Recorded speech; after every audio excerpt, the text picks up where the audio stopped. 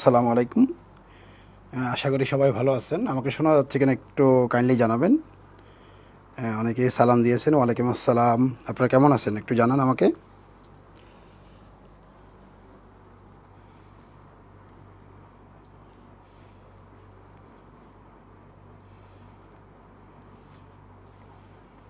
Sound শোনা যাচ্ছে কিনা একটু জানাবেন আমাকে।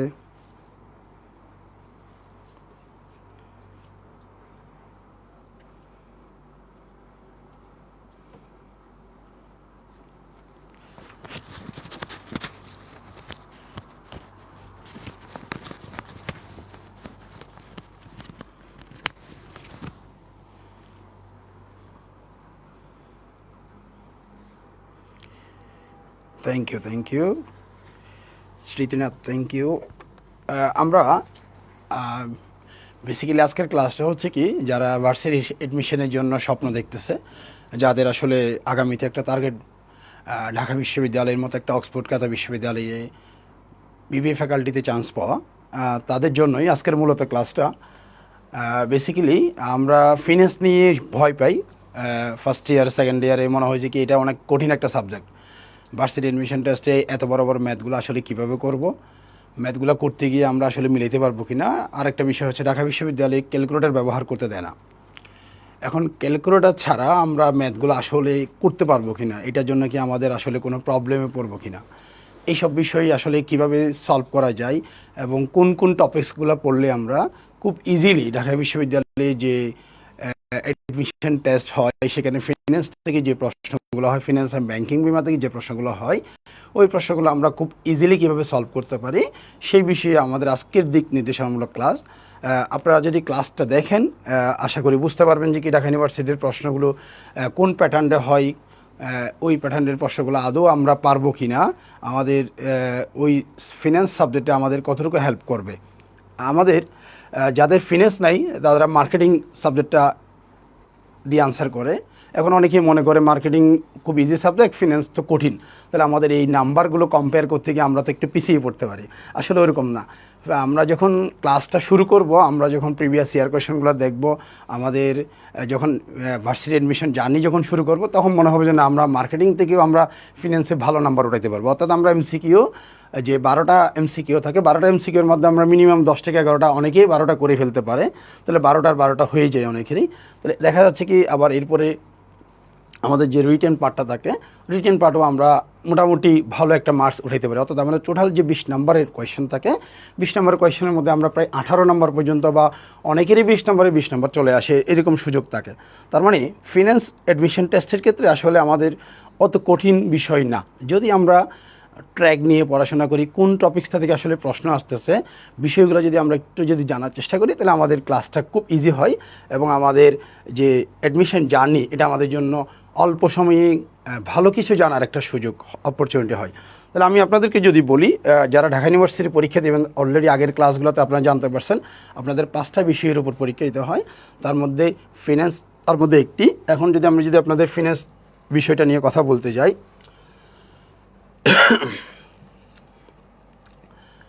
অন্যান্য সাবজেক্টের মতো আমাদের ফিনান্সেও আমাদের এমসিকিউ হয় কয়টা? 12টা এমসিকিউ হয়, আর রিটার্ন হয় কয়টা? 8টা। তাহলে প্রতি এমসিকিউর মার্কস হচ্ছে কত করে? 1 করে, ইকুয়াল টু 12 নম্বর। একইভাবে রিটার্ন নাম্বার হচ্ছে কি 1 করে 8 নম্বর, টোটাল 20 নম্বর। এই 20 নম্বর এমসিকিউর মধ্যে আমাদের ফার্স্ট পার্ট এবং সেকেন্ড পার্ট দুইটা ভিন্ন। ফার্স্ট পার্ট হচ্ছে শুধু ফিনান্স, আর সেকেন্ড পার্ট হচ্ছে কি ব্যাংকিং অ্যান্ড ইন্স্যুরেন্স। ব্যাংকিং বলি, ব্যাংকিং অ্যান্ড ইন্স্যুরেন্স। এখন প্রশ্ন আসতে গিয়ে এক এক বছর এক একভাবে আসে, কিন্তু বর্তমানে যে কোয়েশ্চেনগুলো হচ্ছে সেই কোয়েশ্চেনের মধ্যে দেখা যাচ্ছে কি 50% ফিনান্স ফার্স্ট পার্ট থেকে প্রশ্ন হয়, আর 50% ফিনান্স সেকেন্ড পার্ট থেকে প্রশ্ন হয়। আর কখনও যদি রেশিওটা চেঞ্জ হয়ে যায়, এটা 60% হয়ে যায়, এটা 40% হয়। কিন্তু এই পর্যন্ত কখনও ব্যাংকিং থেকে 60% কোয়েশ্চেন আসে নাই, বরং সে ফিনান্স থেকে 100% কোয়েশ্চেন আসছিল প্রথম দিকে। কিন্তু বর্তমানে বিগত 3-4 বছরে আমরা দেখতেছি এই রেশিওটাই ইউজ করা হচ্ছে, 50-50 অথবা 60-40% প্রশ্নটা আসে।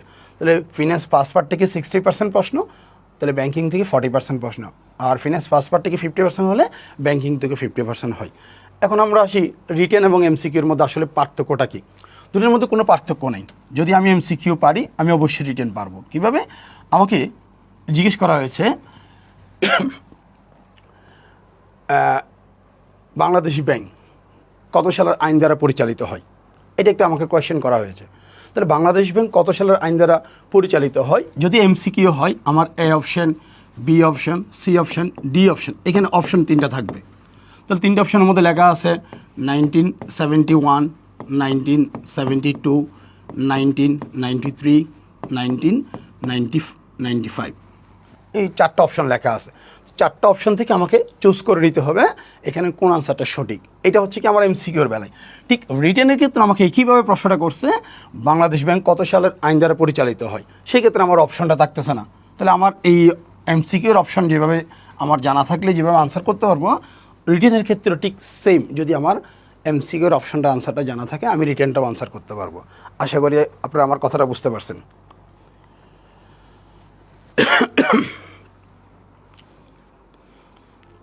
আশা করি আপনারা আমার কথাটা বুঝতে পারছেন। আমরা যদি এমসিকিউ ভালো মতো পারি আমরা রিটেনটাও আশা করি ভালো মতো আনসার করতে পারবো।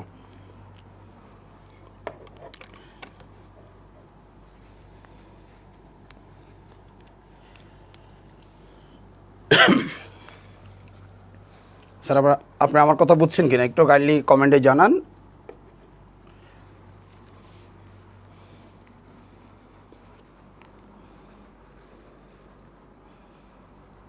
কারো কোনো কোয়েশ্চেন থাকলে করতে পারেন, এই বিষয়ে আপনাদের কারো কোয়েশ্চেন থাকলে আপনারা করতে পারেন।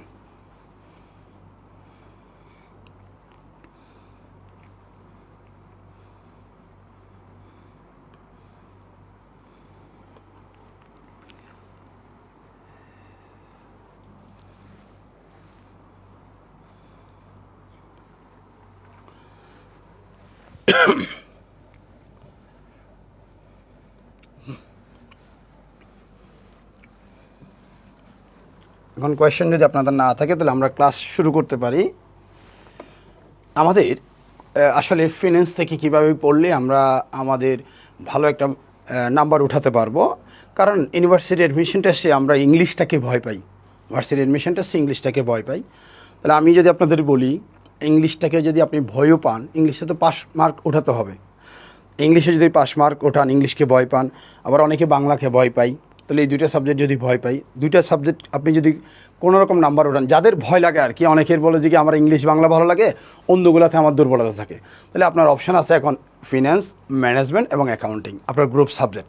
তাহলে যারা ইংলিশ এবং বাংলাকে ভয় পাচ্ছে তাদের টার্গেট করতে হবে গ্রুপ সাবজেক্টগুলোতে ভালো মার্কস ওঠানোর জন্য, কারণ আপনাকে র্যাঙ্কিংয়েও এগিয়ে থাকতে হবে, শুধু পাস করলেই হবে না। তার মানে আপনি এই 3টে সাবজেক্ট যদি ভালো মার্কস উঠাতে পারেন তাহলে এগুলোতে একটু দুর্বলতা থাকলেও সেটা আপনার জন্য রিকভার হয়ে যাবে ওই অ্যাকাউন্টিং, ম্যানেজমেন্ট, ফিন্যান্সের সাহায্যে।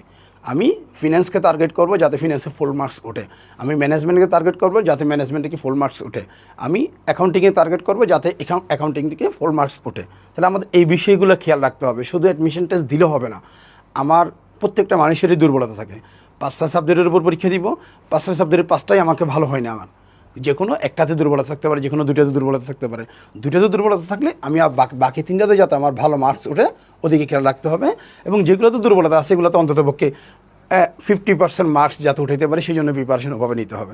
তাহলে আমাদের অ্যাডমিশন জার্নিটা আশা করি অনেক ভালো হবে।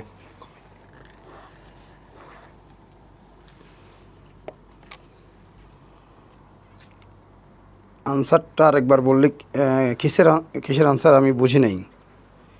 ও, ক্যালকুলেটর ইউজ করা যাবে কি না? না, ঢাকা ইউনিভার্সিটিতে আপনি ক্যালকুলেটর ইউজ করতে পারবেন না।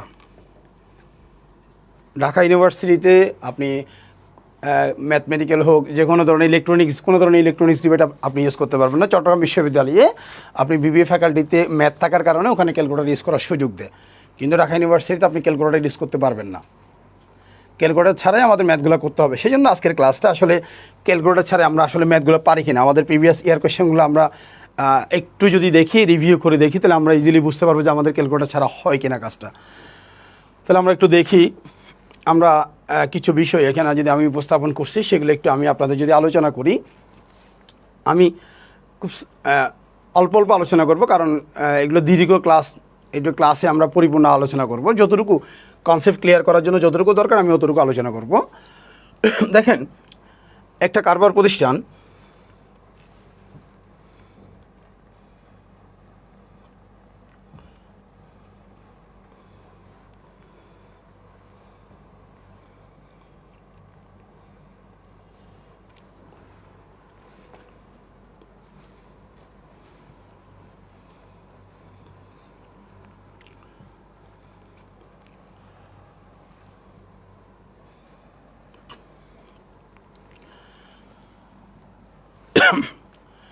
একটা কারবার প্রতিষ্ঠান পরিচালনার জন্য বেসিক্যালি যে কোনো একটা, আমি যদি প্রতিষ্ঠান ওপেন করতে যাই তাহলে আমাদের অর্থ দরকার হয়, অর্থাৎ ফাইন্যান্স ছাড়া আমি কোনো কারবার প্রতিষ্ঠান পরিচালনা করতে পারবো না।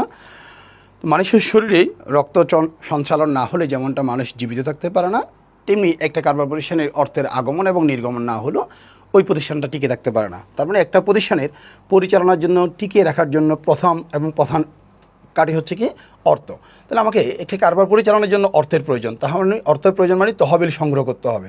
তাহলে তহবিল সংগ্রহ করতে গিয়ে আমি কোন উৎস থেকে, কোথা থেকে তহবিল সংগ্রহ করতে পারি? আমার কারবার প্রতিষ্ঠানটা আমি যে পরিচালনা করি সেই পরিচালনার মেয়াদের উপর ডিপেন্ড করে তাকে আমরা দুই ভাগে ভাগ করি। একটা হচ্ছে কি 1 বছরের কার্যক্রম পরিচালনার জন্য, তাকে আমরা বলি স্বল্পমেয়াদী কার্যক্রম, আর 1 বছরের বেশি সময়ের কার্যক্রমকে আমরা দীর্ঘমেয়াদী কার্যক্রম বলে থাকি। তাহলে আমার স্বল্পমেয়াদী কার্যক্রমের জন্য স্বল্পমেয়াদী অর্থের দরকার হবে, আবার দীর্ঘমেয়াদী কার্যক্রমের জন্য দীর্ঘমেয়াদী অর্থের দরকার হবে। তাহলে আমার কারবার প্রতিষ্ঠানের তহবিল সংগ্রহ করতে গিয়ে আমাকে ওই বিষয়টা বিবেচনা করতে হবে, আমি কোন কাজের জন্য অর্থ নিব, তাহলে কোন উৎস থেকে নিব, এই বিষয়টা বিবেচনা করে আমাকে তহবিল সংগ্রহ করতে হবে। তাহলে কারবার প্রতিষ্ঠানকে তহবিল সংগ্রহ করতে গিয়ে যদি আমি মনে করি আমার 1 বছরের কার্যক্রম পরিচালনা করার জন্য অর্থের প্রয়োজন, তখন আমাকে যেতে হবে মুদ্রা বাজার বা মানি মার্কেটে। মুদ্রা বাজার বা মানি মার্কেটকে বলা হয় 1 বছরের কম সময়ের ঋণের বাজার। 1 বছরের কম সময়ের কিসের বাজার? ঋণের বাজার। 1 বছরের কম সময়ে ঋণের প্রয়োজন হলে আমরা কোথায় যাব? মুদ্রা বাজারে যাব। ওখানে গেলেই আমরা কি করতে পারবো? 1 বছরের কম সময়ের ঋণের আদান প্রদান করতে পারবো। তো কাদের কাছে গেলে আমরা 1 বছরের ঋণের আদান প্রদান করতে পারবো? তার মধ্যে ব্যাংক। তাহলে ব্যাংকের কথা কেন উঠে আসছে? আমরা বইতে একটা লাইন পড়ছিলাম, মনে আছে কিনা দেখেন, বাণিজ্যিক ব্যাংকে বলা হয় স্বল্প মেয়াদী ঋণের ব্যবসায়ী। এই একটা লাইন স্পষ্ট ভাষায় লেখা আছে, বাণিজ্যিক ব্যাংকে বলা হয় স্বল্প মেয়াদী ঋণের ব্যবসায়ী। তারা দীর্ঘমেয়াদী ঋণের আদান প্রদান করে থাকেন, কিন্তু তাদের প্রধান পরিচয় হচ্ছে কি তারা স্বল্পমেয়াদী ঋণের ব্যবসায়ী। সেই জন্য তারা যদি স্বল্পমেয়াদী ঋণের আদান প্রদান করতে যায়, তাহলে আমার যদি স্বল্পমেয়াদী ঋণের প্রয়োজন হয় আমি কোথায় যাব? ব্যাংকের কাছে যাব, অথবা বীমা প্রতিষ্ঠানের কাছে যাব, অথবা সমবায় প্রতিষ্ঠানের কাছে যাব, অথবা বাংলাদেশ ব্যাংকের কাছে যেতে পারি। তাহলে বাংলাদেশ ব্যাংকের কাছে কীভাবে যেতে পারি আমরা একটু পরে আসলেই পাবো। এরপর আর্থিক প্রতিষ্ঠান। আর্থিক প্রতিষ্ঠান বলতে ব্যাংক নয়, কিন্তু ব্যাংকের মতো কাজ করে। তাহলে ব্যাংকের সংজ্ঞা যদি আমি বলি, যে সমস্ত প্রতিষ্ঠান একজনের কাছ থেকে আমানত সংগ্রহ করে এবং অধিক সুদে অন্যের কাছ থেকে অন্যকে ঋণ হিসাবে প্রদান করে, আমানত গ্রহণ করে ঋণ প্রদান করে, তাকে আমরা ব্যাংক বলি। কিন্তু আর্থিক প্রতিষ্ঠানের ক্ষেত্রে আমানত গ্রহণ করার ক্ষেত্রে তার মানে আমানতদারি ব্যাংক অ্যাকাউন্ট খুলতে হয়। আমরা আমানতদারি ব্যাংকে অ্যাকাউন্ট খুলব, সেইখানে আমি টাকা জমা করব, সেই টাকায় তারা কী করবে? ঋণ প্রদান করতে পারে। কিন্তু আর্থিক প্রতিষ্ঠানের ক্ষেত্রে ঋণ প্রদান করার সুযোগ আছে, কিন্তু ব্যাংকে অ্যাকাউন্ট খোলার সুযোগ নাই। তাহলে যে সমস্ত প্রতিষ্ঠানে ব্যাংক অ্যাকাউন্ট খোলার সুযোগ নাই কিন্তু ঋণ গ্রহণ করার সুযোগ আছে, তাকে বলা হচ্ছে আর্থিক প্রতিষ্ঠান। আর যেখানে আমি ব্যাংকের অ্যাকাউন্টও খুলতে পারবো, আবার ঋণও নিতে পারবো, ঋণের আদান প্রদানও করতে পারবো, তাকে বলা হচ্ছে কি ব্যাংক। আর যেখানে ব্যাংক অ্যাকাউন্ট খোলার সুযোগ নাই, তাকে বলা হচ্ছে আর্থিক প্রতিষ্ঠান। তাহলে এই প্রতিষ্ঠানগুলোর কাছে গেলেই আমরা স্বল্পমেয়াদী ঋণের আদান প্রদান করতে পারবো বিদায় এদেরকে বলা হচ্ছে মুদ্রা বাজারের অংশগ্রহণকারী। এদেরকে কী বলা হয়? মুদ্রা বাজারের অংশগ্রহণকারী। আমাদের ফিনান্স আর মার্কেটিংয়ের একটা আনসার করতে হবে, আর এটা কি আমরা আমাদের ইচ্ছে মতো আনসার করতে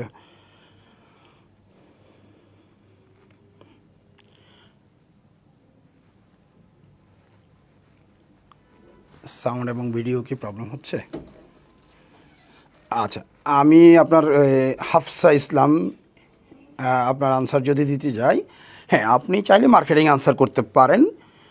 আমার কাছে মনে হয় কি আপনি মার্কেটিং ফিনান্স যদি ইন্টার লেভেলে পড়ে থাকেন, আপনার কাছে বেসিক অনেক কিছু জানা আছে। একদম আপনি অর্থাৎ একটা স্টুডেন্ট যদি ইন্টারমিডিয়েট পাস মার্ক পায়, তার কাছে অল্প যে বেসিক জানা আছে সেই বেসিক নিয়ে যদি আমাদের ক্লাসগুলো করেন, আপনার কাছে আশা করি ফিন্যান্স আর কোনো প্যারা থাকবে না, মার্কেটিং দিকে আপনি ভালো করতে পারবেন। এখন দেখেন মার্কেটিং আপনার কাছে জিরো, তাহলে মার্কেটিংটা আপনাকে পুরোটাই পড়তে হবে। তাহলে ম্যানেজমেন্ট আপনার কাছে জিরো, তাহলে আপনি ম্যানেজমেন্টে 20-20 পাওয়ার মতো এবিলিটি রাখেন, কারণ ম্যানেজমেন্ট আপনার কাছে আগে থেকেই আছে।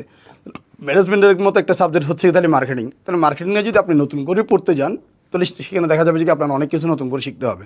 কিন্তু ফিন্যান্স আপনার কাছে আগে যে অল্প খুঁটিনাটি বিষয়গুলো জানা ছিল সেগুলো জানলেই আপনি ক্লাসগুলো করলে আপনার কাছে আর প্যারা থাকবে না। সুতরাং আপনি ফিন্যান্স যদি ইন্টারমিডিয়েটে পড়ে থাকেন ফিন্যান্সে আনসার করেন, আমি সেটাই বলবো। যদি মার্কেটিং পড়ে থাকেন তাহলে মার্কেটিংয়ে আনসার করেন, সাবজেক্ট চেঞ্জ না করলে মনে হয় বেটার হয়।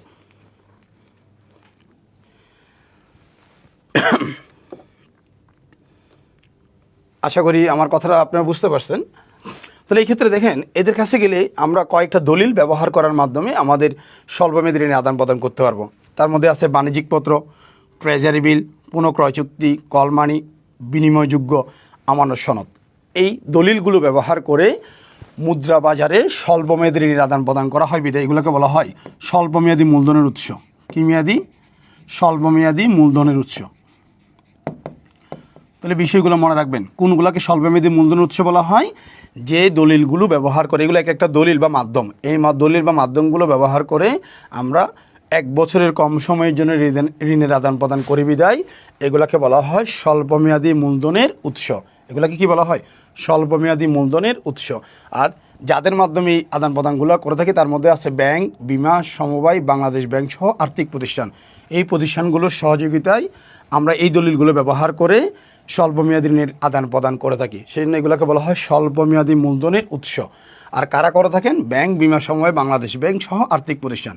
এখানে ব্যাংকে নিয়ন্ত্রণ করে বাংলাদেশ ব্যাংক, ব্যাংকে নিয়ন্ত্রণ করে বাংলাদেশ ব্যাংক, বিমাকে নিয়ন্ত্রণ করে IDRA, সমবায় সমিতিকে নিয়ন্ত্রণ করে সমবায় অধিদপ্তর,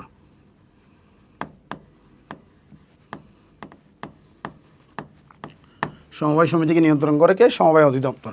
তাহলে বাংলাদেশ ব্যাংক নিজেই একটি নিয়ন্ত্রণ সংস্থা, সেজন্য তাকে কেউ নিয়ন্ত্রণ করতে পারে না। আর আর্থিক প্রতিষ্ঠানকে নিয়ন্ত্রণ করে বাংলাদেশ ব্যাংক। তাহলে আমাদের পরীক্ষায় প্রশ্ন আসে বাণিজ্যিক ব্যাংকসমূহ কার মাধ্যমে নিয়ন্ত্রিত হয়, বাংলাদেশে আর্থিক প্রতিষ্ঠানগুলো কার মাধ্যমে নিয়ন্ত্রিত হয়, তখন আমরা বলবো বাংলাদেশ ব্যাংকের মাধ্যমে নিয়ন্ত্রিত হয়। তাহলে বাংলাদেশ ব্যাংক কার মাধ্যমে নিয়ন্ত্রিত হয়? বাংলাদেশ ব্যাংক একটি স্বায়ত্তশাসিত প্রতিষ্ঠান বিধায় ওদেরকে কেউ নিয়ন্ত্রণ করতে পারে না, তারা নিজস্ব ক্ষমতা বলে পরিচালিত হয়। অপরপক্ষে বিমা কার দ্বারা নিয়ন্ত্রিত হয়? IDRA, insurance development regulatory authority, বিমা উন্নয়ন কর্তৃপক্ষের মাধ্যমে বিমা প্রতিষ্ঠানগুলো পরিচালিত হয়। সমবায় সমিতি কার মাধ্যমে পরিচালিত হয়? সমবায় অধিদপ্তরের মাধ্যমে সমবায় সমিতিগুলো পরিচালিত হয়। তার মধ্যে খুব সিম্পল প্রশ্নগুলো আসবে যে কি কোনটা কার মাধ্যমে পরিচালিত হয়। তো তার মধ্যে আমরা যদি জিজ্ঞেস করা হয় আর্থিক প্রতিষ্ঠান কত সালের আইন দ্বারা পরিচালিত হয়, তাহলে আমরা বলবো 1993 সালের আইন দ্বারা পরিচালিত হয়। আর্থিক প্রতিষ্ঠান কত সালের আইন দ্বারা পরিচালিত হয়? 1993 সালের আইন দ্বারা পরিচালিত হয়। শুরুতে আমি একটা এক্সাম্পল দিয়ে প্রশ্ন করেছিলাম বাংলাদেশ ব্যাংক কত সালের আইন দ্বারা পরিচালিত হয়? এটা হচ্ছে 1972, 1972 সালের আইন দ্বারা পরিচালিত হয়। বাংলাদেশ ব্যাংক প্রতিষ্ঠিত হয়েছিল 1971 সালের 16 ডিসেম্বর, কিন্তু তার আইন প্রণয়ন করা হয়েছিল 1972 সালে। সেই 1972 সালের আইনের মাধ্যমে বাংলাদেশ ব্যাংক পরিচালিত হয়। আশা করি আমি প্রশ্নের প্যাটার্নটা বোঝানোর চেষ্টা করতেছি। আমি আপনাদের প্রশ্নের প্যাটার্ন, প্রশ্ন কীভাবে আসতে পারে, যেমন আমাদের এই টপিকসগুলো হচ্ছে কি আমাদের ফিন্যান্স ফার্স্ট পার্টের প্রথম অধ্যায় এবং দ্বিতীয় অধ্যায়ের টপিক্স এগুলো, পাশাপাশি এগুলো পঞ্চম অধ্যায়ের টপিক্স, পাশাপাশি এগুলো ষষ্ঠ অধ্যায়ের টপিক্স। কারণ পঞ্চম অধ্যায়ে স্বল্পমেয়াদী মধ্যমেয়াদী নিয়ে আলোচনা করা আছে, ষষ্ঠ অধ্যায়ে আমাদের দীর্ঘমেয়াদী অর্থের নিয়ে আলোচনা করা আছে। তাহলে আমাদের এখানে প্রথম অধ্যায়, দ্বিতীয় অধ্যায়, পঞ্চম অধ্যায়, ষষ্ঠ অধ্যায়, এই টোটাল 4টা অধ্যায়ের এখানে সমন্বয় সাধন আছে। তাহলে সেই জন্য আমি কোন কোন জায়গা থেকে প্রশ্নটা হতে পারে, কিভাবে প্রশ্নটা হতে পারে, আপনাদের জাস্ট একটু ধারণা দিচ্ছি যে আপনাদের প্রশ্নটার ধরন কি হতে পারে।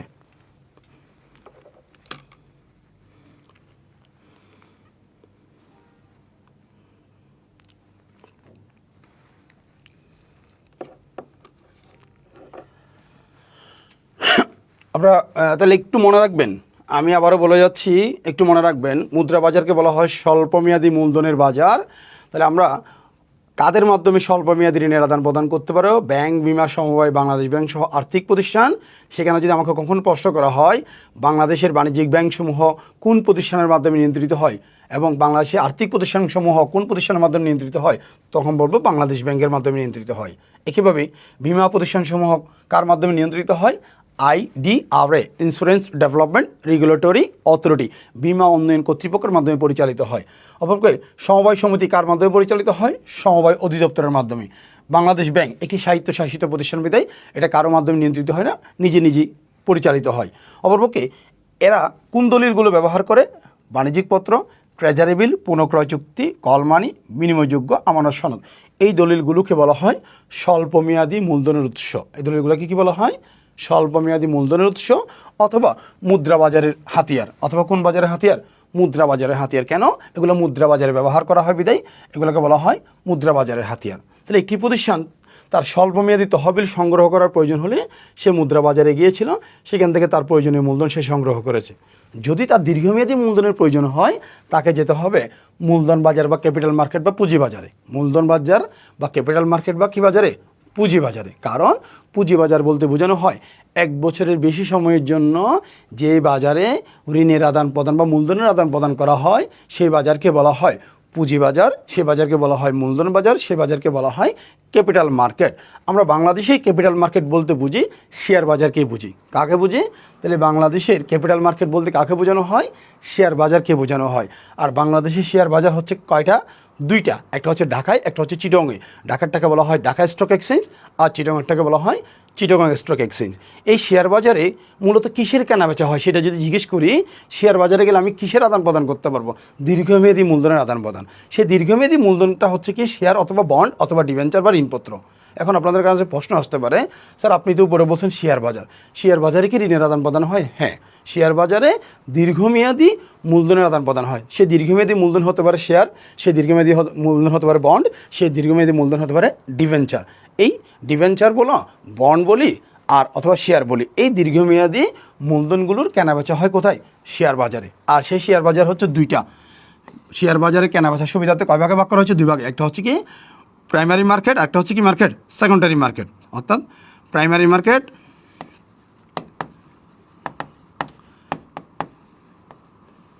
আরেকটা হচ্ছে সেকেন্ডারি মার্কেট। তাহলে কয়টা মার্কেটে শেয়ার কেনাবেচা হয়?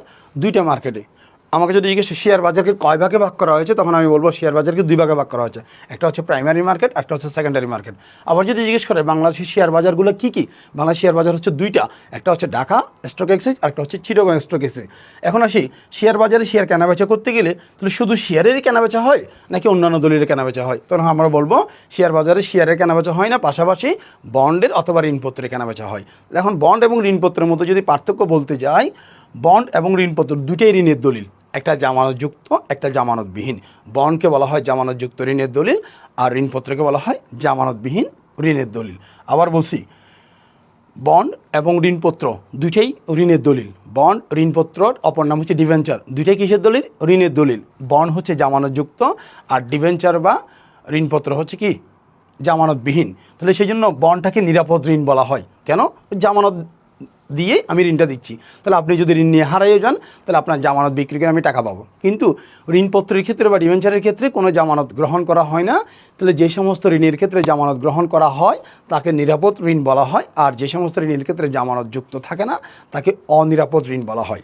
এখন যদি আমি আবার আলোচনা করি, শেয়ার বাজারে আমরা 2 ভাগে ভাগ করেছি, একটা হচ্ছে প্রাইমারি মার্কেট, একটা হচ্ছে সেকেন্ডারি মার্কেট। তাহলে যে মার্কেটে একটি কোম্পানি প্রথমবারের মতো শেয়ার কেনাবেচা বিক্রি করবে তাকে বলা হচ্ছে প্রাইমারি মার্কেট। তাকে কি মার্কেট বলা হয়? Primary market. তাহলে প্রথমবার যে শেয়ারটা যে মার্কেটে বিক্রি করা হবে তার নাম হচ্ছে কি মার্কেট? Primary market. তাহলে আপনি আমার কোম্পানি থেকে প্রথমবার শেয়ারটা কিনছেন কোন মার্কেট থেকে? প্রাইমারি মার্কেট থেকে। সেই শেয়ারটা চাইলে আপনি আবার পুনরায় সেল করতে পারবেন। পুনরায় সেল করতে গেলে যে মার্কেটে আপনাকে যেতে হবে তার নাম হচ্ছে সেকেন্ডারি মার্কেট। অর্থাৎ যে মার্কেটে শেয়ারটা পুনঃবিক্রি করা হয়, সেটা কি বিক্রি করা হয়?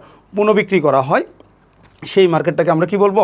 Secondary market. তাহলে প্রাইমারি মার্কেটে যারা মূলত প্রথমবার শেয়ার বিক্রি করতে যাবে প্রাইমারি মার্কেটে যেতে হবে, আর সেই শেয়ারটা যদি পুনরায় বিক্রি করতে যায় তাহলে কোথায় যেতে হবে?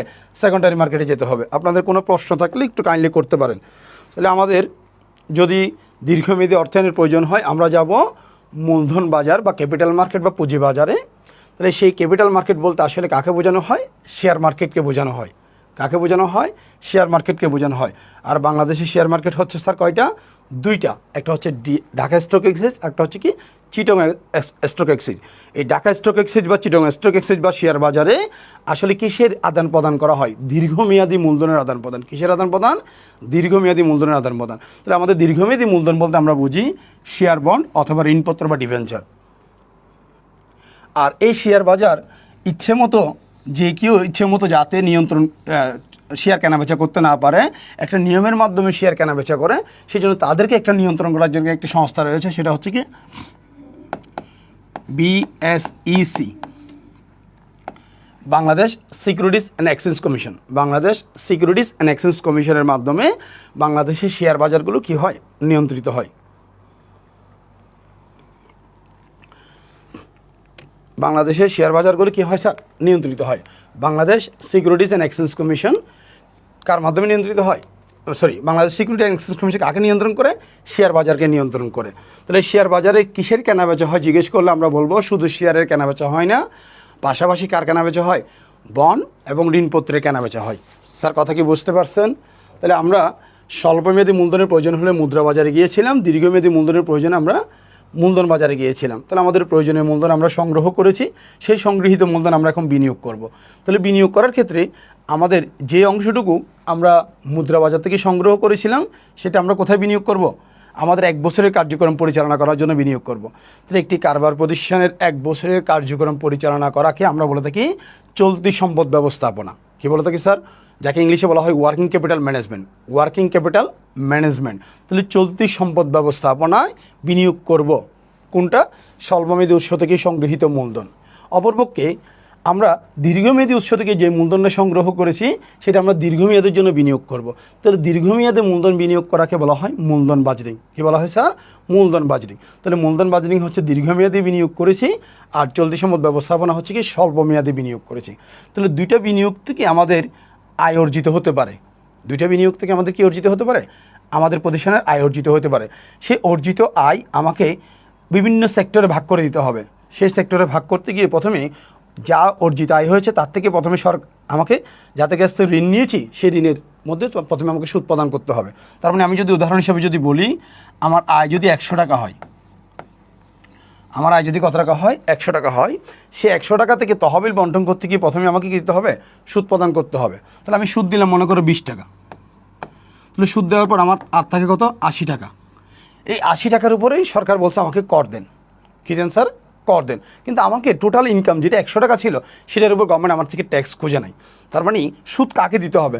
যার কাছ থেকে আমি আমার প্রতিষ্ঠান ঋণ গ্রহণ করেছিল তাকে ঋণের উপর সুদ দিতে হবে। সেই সুদের উপরে গভর্নমেন্ট ট্যাক্স মকুব করেছে। সুদের উপর গভর্নমেন্ট কি মকুব করেছে? ট্যাক্স মকুব করেছে। তার মানে ঋণকৃত তহবিল সুদমুক্ত। ঋণকৃত তহবিল ইনকামের উপর কী দিতে হয় না?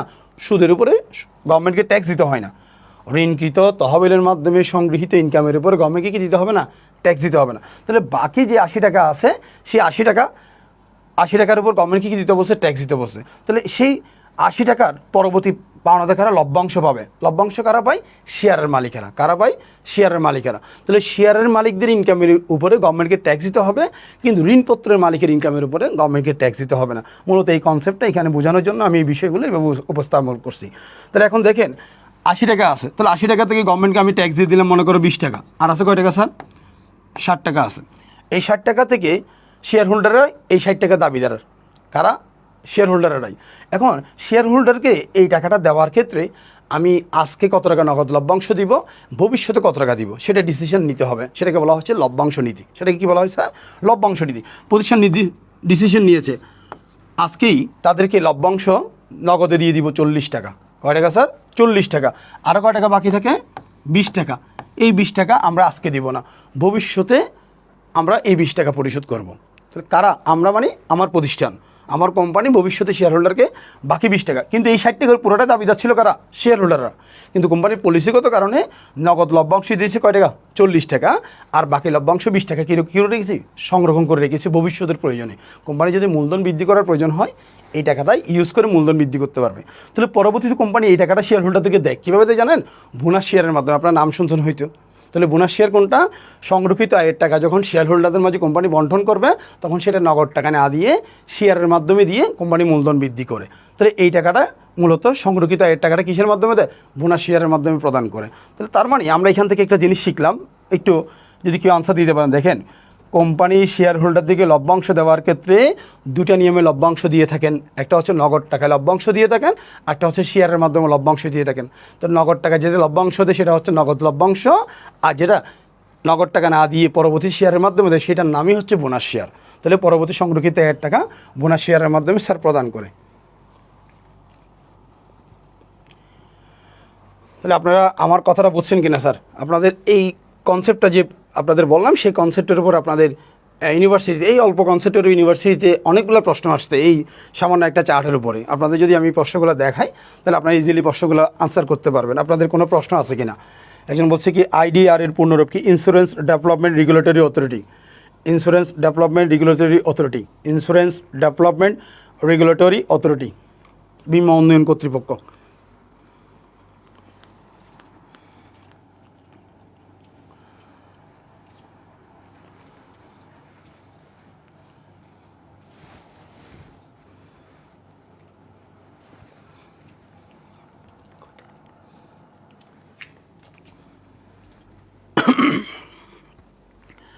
আশা করি আপনারা এখানে কোনো প্রশ্ন আছে কিনা, এইটা নিয়ে আপনাদের কোনো প্রশ্ন আছে কিনা, না থাকলে আমি আপনাদের কতগুলো প্রশ্ন দিচ্ছি, আপনারা আনসার করার চেষ্টা করবেন। আপনাদের এটা নিয়ে কোনো প্রশ্ন আছে কিনা একটু বলেন। এখানে অনেক পড়া আছে, আমি যতটুকু আপনাদের আজকের ক্লাসের জন্য যতটুকু আলোচনা করা যায় অতটুকু আমি আলোচনা করছি। হ্যাঁ, ম্যাথ নিয়ে আমি আলোচনা করব। আমি লাস্টের আধা ঘন্টা মতো রাখবো ম্যাথ নিয়ে আলোচনা করার জন্য। আমি মূলত আপনাদের টোটাল থিওরিটিক্যাল ম্যাথ আসে মনে করেন 20 নাম্বারের মধ্যে সর্বোচ্চ 4 নাম্বার, 20-এর মধ্যে কত সর্বোচ্চ 4 নাম্বার ম্যাথ আসবে। তাহলে আমার 16 নম্বরই থাকে থিওরি। তাহলে আমি থিওরিটা যদি ভালো মতো আয়ত্ত করতে পারি, ম্যাথ নিয়ে অত টেনশন করতে হবে না। আর ম্যাথ কী ধরনের ম্যাথ আসে আমরা এই ক্লাস থেকেই আমরা বুঝতে পারবো, কারণ আমরা এখানে যা আলোচনা করব সম্পূর্ণ প্রিভিয়াস ইয়ার কোয়েশনের উপর আলোচনা করতেছি। ম্যাথ আপনাদের কী আসবে সেটা আমরা ম্যাথ একটু পরে আলোচনা করব। যদি আপনারা এটা বুঝে থাকেন তাহলে আমার কিছু প্রশ্নের আনসার দেন।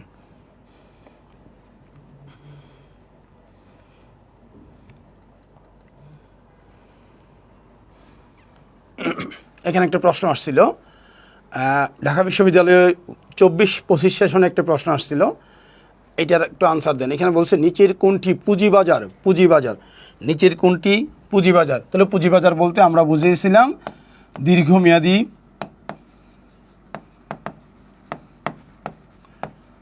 মূলধনের বাজার।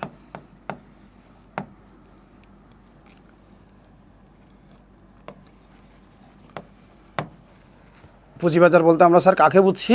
দীর্ঘমেয়াদী মূলধনের বাজারকে বুঝছি। তো আমাকে জিজ্ঞেস করছে নিচের কোনটি পুঁজিবাজারের উপকরণ?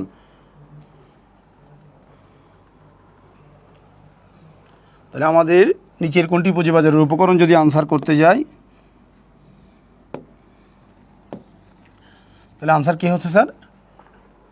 Very good Mohammad Abid, very good Akil Hussain, very good.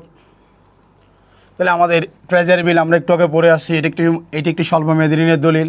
বিনিময়যোগ্য আমানত সনদ একটি স্বল্পমেয়াদী ঋণের দলিল।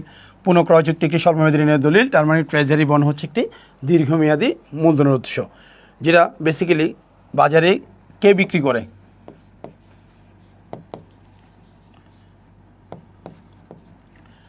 সরকার বাজারে বিক্রি করে। তাহলে সরকার দুইটা দলিল বাজারে বিক্রি করে, একটা হচ্ছে ট্রেজারি বিল আর একটা হচ্ছে ট্রেজারি বন্ড। এই দুইটাই সরকার বিক্রি করে, তার মধ্যেই এটা হচ্ছে স্বল্পমেয়াদী, এটা হচ্ছে দীর্ঘমেয়াদী। তাহলে আপনাদের ইজিলি দেখছেন এখানে 2024-25 সেশনের রিসেন্ট প্রশ্ন। তাহলে আপনাদের এই প্রশ্নগুলো খুব ইজি হয়। আশা করি আপনারা এটার আনসার সবাই দিতে পারছে। থ্যাংক ইউ সবাইকে। তাহলে আমরা পরবর্তী প্রশ্নটা দেখতে পারি। পরবর্তী প্রশ্ন আমাদের করছে নিচের কোন সিকিউরিটি বাট্টাই বিক্রি করা হয় উল্লিখিত মূল্যে পরিশোধ করা হয়? এটা আমি যদি আপনাদের একটু পিছনে গিয়ে যদি আপনাদের একটু দেখাই,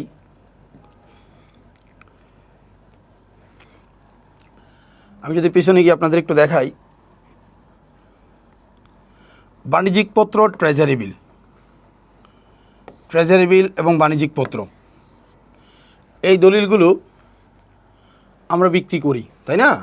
এখানে আছে, এখান থেকে আমি ব্যাখ্যা দিচ্ছি আপনাদের। এই যে ট্রেজারি বিলটা সরকার স্বল্পমেয়াদের জন্য বিক্রি করে। তাহলে ট্রেজারি বিলে কোনো কি থাকে না?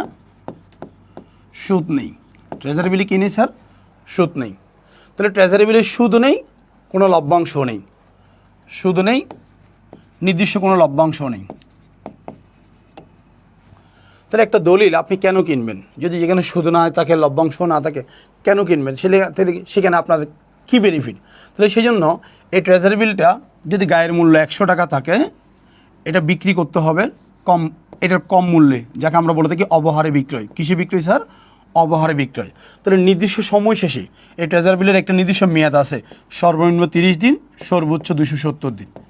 এই নির্দিষ্ট সময়ের ভিতরে এটা আবার ফেরত নিয়ে নিতে হবে। তাহলে আমি 100 টাকার একটা দলিল আমি আজকে ক্রয় করছি 90 টাকা দিয়ে, নির্দিষ্ট মেয়াদ শেষ আমি যখন ফেরত দিব তখন আমি আসল টাকা ফেরত পাবো।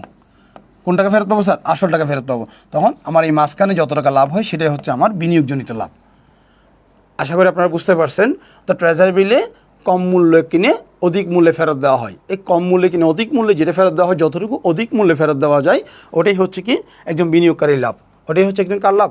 তাহলে আপনারা মনে রাখবেন, যে সমস্ত দলিলে সুদ নেই এবং লভ্যাংশ নির্দিষ্ট করা নেই, সেই সমস্ত দলিলগুলো কিসে বিক্রি করা হবে স্যার?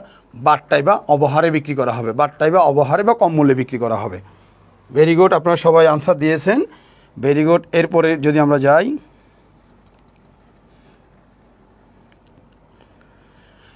এটার আনসার দেন। এখানে বলছে নিচের কোন প্রতিষ্ঠান মুদ্রাবাজারে একটি মুখ্য অংশগ্রহণকারী? তাহলে মুদ্রাবাজারের মুখ্য অংশগ্রহণকারী, এখানে মুখ্য শব্দ তারা আসলে কী বুঝিয়েছে? মুখ্য মানে প্রধান। তাহলে মুদ্রাবাজার আসলে আমরা কাকে মুখ্য অংশগ্রহণকারী হিসেবে গণ্য করি? ওই যে আমরা পড়ার সময় অনেকগুলো প্রতিষ্ঠানের নাম বলছিলাম, ব্যাংক, বিমা সময়, বাংলাদেশ ব্যাংক সহ আর্থিক প্রতিষ্ঠান। তো তার মধ্যে আপনাদের মতে কোন প্রতিষ্ঠান মূলত আমাদেরকে স্বল্পমেয়াদী ঋণের আদান প্রদানে সবচেয়ে বেশি সহযোগিতা করতে পারে? ওই যে আমরা একটা কথা বলছি ক্লাসে শুরু থেকে বলছি, বাণিজ্যিক ব্যাংকে বলা হয় স্বল্পমেয়াদী ঋণের ব্যবসায়ী। কী বলা হয় স্যার? বাণিজ্যিক ব্যাংকে বলা হয় স্বল্পমেয়াদী ঋণের ব্যবসায়ী। তাহলে সেই জন্য এখানে আমার আনসার কী হবে স্যার? 3 নম্বর আনসার কী হবে? আকিল হোসাইন বি বলছে, থ্যাংক ইউ।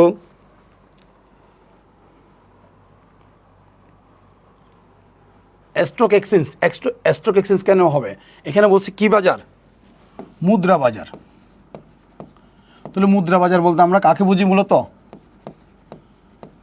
স্বল্পমেয়াদীকে বুঝি। মুদ্রা বাজার বলতে কাকে বুঝি স্যার? স্বল্পমেয়াদীকে বুঝি। তাহলে স্টক এক্সচেঞ্জটা একটু দীর্ঘমেয়াদী, সেই জন্য আমার 3 নম্বর আনসার হবে sir B. Very good, thank you. তাহলে আমরা পরেরটাতে যদি যাই, যে বাজারে নতুন শেয়ার বা ডিবেঞ্চার প্রথমবার ক্রয় বিক্রি করা হয়, তাহলে আমরা একটু আগে আলোচনা করছি, যে বাজারে সর্বপ্রথম কোনো শেয়ার বা ঋণপত্র প্রথম যে বাজারে বিক্রি করা হয়, প্রথমবার যে বাজারে বিক্রি করা হয়, সেই বাজারের নাম হচ্ছে কি প্রাইমারি মার্কেট। আর পরবর্তীতে এটা যদি পুনঃবিক্রয় বা পুনঃ কেনাবেচা করা হয়, তখন তাকে আমরা বলে থাকি সেকেন্ডারি মার্কেট। তাহলে সেক্ষেত্রে যে বাজারে নতুন শেয়ার বা ডিবেঞ্চার প্রথমবার ক্রয় বিক্রয় করা হয়, তাকে আমরা কি বলবো স্যার? এটা ঢাকা বিশ্ববিদ্যালয়ের 15-16 সেশনের প্রশ্ন ছিল। তাহলে তাকে আমরা বলবো স্যার প্রাইমারি মার্কেট। কি মার্কেট বলবো স্যার? Primary market.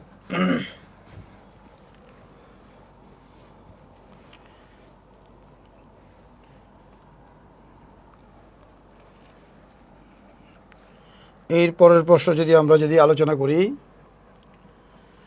কোন প্রতিষ্ঠান বাজারে ট্রেজারি বিল ছাড়ে? আমাদের প্রশ্ন করছে কোন প্রতিষ্ঠান বাজারে ট্রেজারি বিল বিক্রি করে। তাহলে আমরা বাণিজ্যিক পত্র বাজারে কারা বিক্রি করে, কে বলতে পারেন দেখি আগে? বাণিজ্যিক পত্র বাজারে কারা বিক্রি করে? দেন আমি ট্রেজারি বিলে যাচ্ছি। কারো কাছে জানা আছে কিনা? আমি আলোচনা করি নেই, এই জন্য আপনাদের যদি কারো জানা থাকে একটু বলবেন। বাণিজ্যিক পত্র বাজারে কারা বিক্রি করে?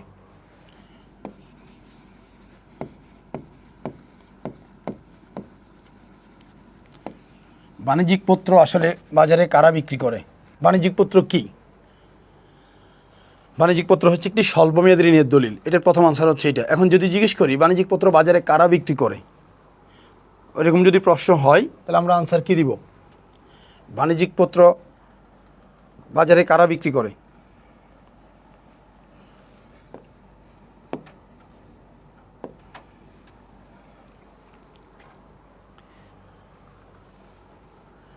তাহলে বাণিজ্যিক পত্র যদি কারা বিক্রি করে সেটা যদি জিজ্ঞেস করা হয়, তাহলে আমি বলবো যে সকল প্রতিষ্ঠানের সুনাম রয়েছে, যে সমস্ত প্রতিষ্ঠানের ক্রেডিট রেটিং ভালো,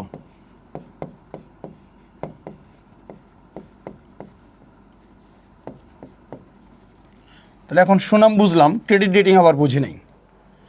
তাহলে এখন আপনাকে আমি যদি প্রশ্ন করি, আপনি আমার প্রতিষ্ঠান থেকে বাণিজ্যিক পত্র একটা স্বল্পমেয়াদী ঋণের দলিল কিনে আমার প্রতিষ্ঠানে ইনভেস্ট করবেন, তাহলে আমার প্রতিষ্ঠানে যে আপনি ইনভেস্ট করবেন সেই টাকাটা যে আমি আপনাকে রিটার্ন দিব সঠিক সময়ে, তার কোনো গ্যারান্টি কি আপনি পাচ্ছেন? আমি ভাসমান কোনো প্রতিষ্ঠানে হতে পারি, বা কোনো ফ্রড প্রতিষ্ঠানে হতে পারি, বা আর্থিক দিক দিয়ে দুর্বল প্রতিষ্ঠানে হতে পারি। তাহলে আমি যদি আর্থিক দিক দিয়ে দুর্বল হই এবং অতীতে আমার ঋণ পরিশোধের যে ক্ষমতা সেটাও যদি দুর্বল থাকে এবং সেখানে যদি কোনো নেগেটিভ ইস্যু থাকে, তার মানে আমার প্রতিষ্ঠান ঋণ পরিশোধে অক্ষম। তাহলে সেক্ষেত্রে আমার প্রতিষ্ঠান যে আসলে ঋণ পরিশোধে ভালো নাকি খারাপ, সেটা বাংলাদেশের বিভিন্ন আর্থিক প্রতিষ্ঠান রয়েছে যারা অন্য প্রতিষ্ঠানের এই আর্থিক লেনদেন ভালো কিনা সেটা সার্টিফিকেট প্রদান করে, যে প্রতিষ্ঠানগুলোকে আমরা বলে থাকি ক্রেডিট রেটিং এজেন্সি। আমরা কী বলে থাকি স্যার? Credit rating agency. কাদেরকে বলি? যে প্রতিষ্ঠানসমূহ অন্য প্রতিষ্ঠানের আর্থিক লেনদেন কতটুকু ভালো কতটুকু খারাপ, তাদের ফাইন্যান্সিয়াল অবস্থান কতটুকু ভালো, সেটার একটা সার্টিফিকেট প্রদান করে, তাকে বলা হয় ক্রেডিট রেটিং এজেন্সি। ওই ভালো নাকি খারাপ সেই সার্টিফিকেটটা বলা হয় ক্রেডিট রেটিং। ভালো খারাপের সার্টিফিকেটটাকে কী বলা হয়? Credit rating. তাহলে ক্রেডিট রেটিংয়ের বিভিন্ন ধাপ আছে। আপনার যেমনটা পরীক্ষা দিবেন এ প্লাস পাবেন অনেকেই এ প্লাস থেকে এ পাবেন, এ মাইনাস পাবে অনেকেই। এই যে রেজাল্টের মানদণ্ড, ঠিক তেমনি করে একটা প্রতিষ্ঠানের আর্থিক লেনদেন ভালো কিনা সেটার একটা মানদণ্ড হচ্ছে ক্রেডিট রেটিং। সেটা ভালো হইতে পারে, ভালো থেকে একটু কম হইতে পারে, একটু আরও কম হইতে পারে, সেই অবস্থানটাকে বলা হয় ক্রেডিট রেটিং। তাহলে ক্রেডিট রেটিং যাদের ভালো সেই প্রতিষ্ঠানে আপনি ইনভেস্ট করবেন, এবং যে প্রতিষ্ঠানের সুনাম আছে, তার মানে এই দুইটা বৈশিষ্ট্য যাদের আছে সেই প্রতিষ্ঠানকে আপনি কী করবেন? সেই প্রতিষ্ঠানে আপনি ইনভেস্ট করবেন। এই দুইটা বৈশিষ্ট্য সম্পন্ন প্রতিষ্ঠানকে বলা হয়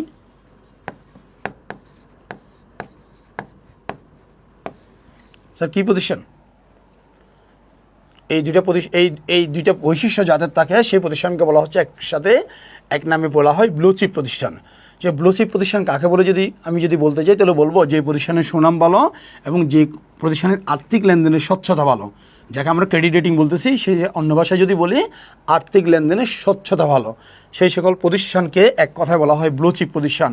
আর সেই ব্লু চিপ প্রতিষ্ঠান কর্তৃক যেই স্বল্পমেয়াদী ঋণের দলিল বাজারে বিক্রি করা হয় তার নাম হচ্ছে বাণিজ্যিক পত্র। সেটা কোনো নির্দিষ্ট প্রতিষ্ঠান না। যাদের এই বৈশিষ্ট্যগুলো থাকে সেটা আমারও থাকতে পারে, আপনারও থাকতে পারে, আপনার প্রতিবেশীরও থাকতে পারে। তাহলে যে প্রতিষ্ঠানের এই অবস্থানগুলো থাকে সেই প্রতিষ্ঠানগুলো যে বাজারে যে স্বল্পমেয়াদী ঋণের দলিল বিক্রি করতে পারে তার নাম হচ্ছে কি বাণিজ্যিক পত্র। তাকে সেই প্রতিষ্ঠানকে বলা হয় ব্লু চিপ প্রতিষ্ঠান। তার মানে আমাকে যদি জিজ্ঞেস করা হয় বাণিজ্যিক পত্র বাজারে কে বিক্রি করে, তখন আমি বলবো ব্লু চিপ প্রতিষ্ঠান, অথবা সুনামদারি প্রতিষ্ঠান, অথবা ভালো ক্রেডিট রেটিং সম্পন্ন প্রতিষ্ঠান। কিন্তু আমাদের এখানকার প্রশ্ন বলছে কোন প্রতিষ্ঠান বাজারে ট্রেজারি বিল বিক্রি করে। তাহলে আমরা জানি সেন্ট্রাল ব্যাংক বাজারে কি বিক্রি করে? ট্রেজারি বিল বিক্রি করে। স্যার কোনটা বলবো আবার একটু বলবেন? মোহাম্মদ আবিদ।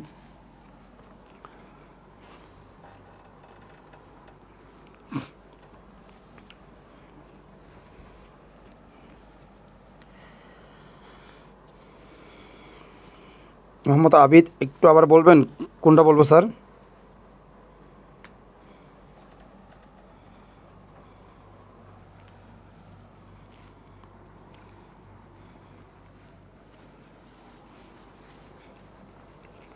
আপনারা কি আমার কথা বুঝতেছেন? বুঝতে অসুবিধা হচ্ছে কিনা একটু জানাবেন। যদি অসুবিধা হয় তাহলে অন্যভাবে বলতে হবে। ব্লু চিপ প্রতিষ্ঠান, ওই যে বললাম যে কোনো একটা প্রতিষ্ঠান সে বাজারে স্বল্পমেয়াদী ঋণের জন্য একটা ডকুমেন্টস বাজারে বিক্রি করে, সেই ডকুমেন্টসটার নাম হচ্ছে বাণিজ্যিক পত্র। সে যে ডকুমেন্টসটা বাজারে বিক্রি করবে, আপনি এই ডকুমেন্টসটা কিনবেন, টাকা দিয়ে কিনবেন, তার মানে ওই প্রতিষ্ঠানে ইনভেস্ট করবেন। ওই প্রতিষ্ঠানে ইনভেস্ট করলে সে টাকাটা আপনাকে রিটার্ন পাইতে হবে ভবিষ্যতে। তো তারা যদি রিটার্ন দিতে অক্ষম হয় সেটা আপনি কীভাবে জানবেন তারা সক্ষম নাকি অক্ষম? তাহলে তাদের প্রতিষ্ঠানের সুনাম আছে কিনা সেটা যাচাই করবেন, এবং ক্রেডিট রেটিং ভালো কিনা সেটা দেখবেন। ক্রেডিট রেটিং মানে কি? তারা অতীতেও ঋণ নিয়েছিল, আর্থিক লেনদেন করেছিল, সেটা আদলে কতটুকু স্বচ্ছ ছিল, তারা ঠিক সময়ে মানুষের ঋণ পরিশোধ করতে পারছিল কিনা, পেরেছিল কিনা, এই বিষয়গুলো আমরা জানার পরে যদি যাদের এই সুনামটা ভালো থাকে এবং আর্থিক লেনদেনে তারা স্বচ্ছ থাকে, তখন সেই প্রতিষ্ঠানকে বলা হয় ব্লু চিপ প্রতিষ্ঠান। লিস্টেড কোম্পানি বলতে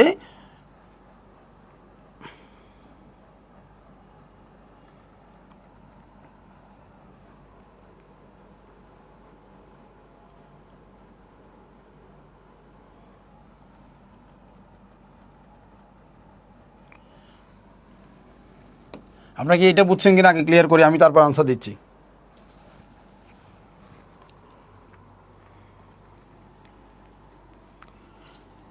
এরপরে আপনি একজন জিজ্ঞেস করছে স্যার লিস্টেড প্রতিষ্ঠান, লিস্টেড প্রতিষ্ঠান বলতে বোঝানো হয়েছে কি, আমরা বেসিক্যালি আমরা একটু আগে আলোচনা করছিলাম, আমরা একদম শুরুতেই আলোচনা করছিলাম এই যে এখানে শেয়ার বাজার, শেয়ার বাজারে শেয়ার কেনাবেচা করতে গেলে কার পারমিশন নিতে হয় বলছিলাম, বিএসইসির পারমিশন নিতে হয় বলছিলাম, বিএসইসির পারমিশন নিবে বলছিলাম, তাই না? বিএসইসির পারমিশন নিতে গেলে আমি কি আমার মনে করো আমার মন চাইছে আমি পারমিশন নিব, তাহলে তারা পারমিশন নেওয়ার জন্য কিছু নিয়মকানুন নীতিমালা প্রণয়ন করবে।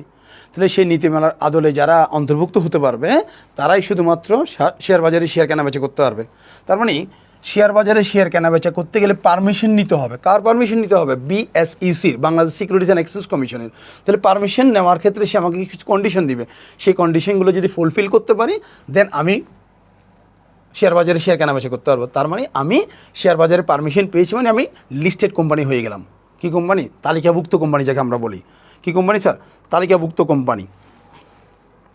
তাহলে তালিকাভুক্ত কোম্পানি যখন হয়ে গেলাম তখন আমি শেয়ার বাজারে শেয়ার কেনাবেচা করতে পারবো। এখন অনেক প্রতিষ্ঠান আছে যারা বিএসইসির কী করতে পারে না, শর্তগুলো ফিল আপ করতে পারে না, যার কারণে তারা তালিকাভুক্ত হতে পারে না। সেই প্রতিষ্ঠানগুলোকে বলা হচ্ছে অতালিকাভুক্ত প্রতিষ্ঠান।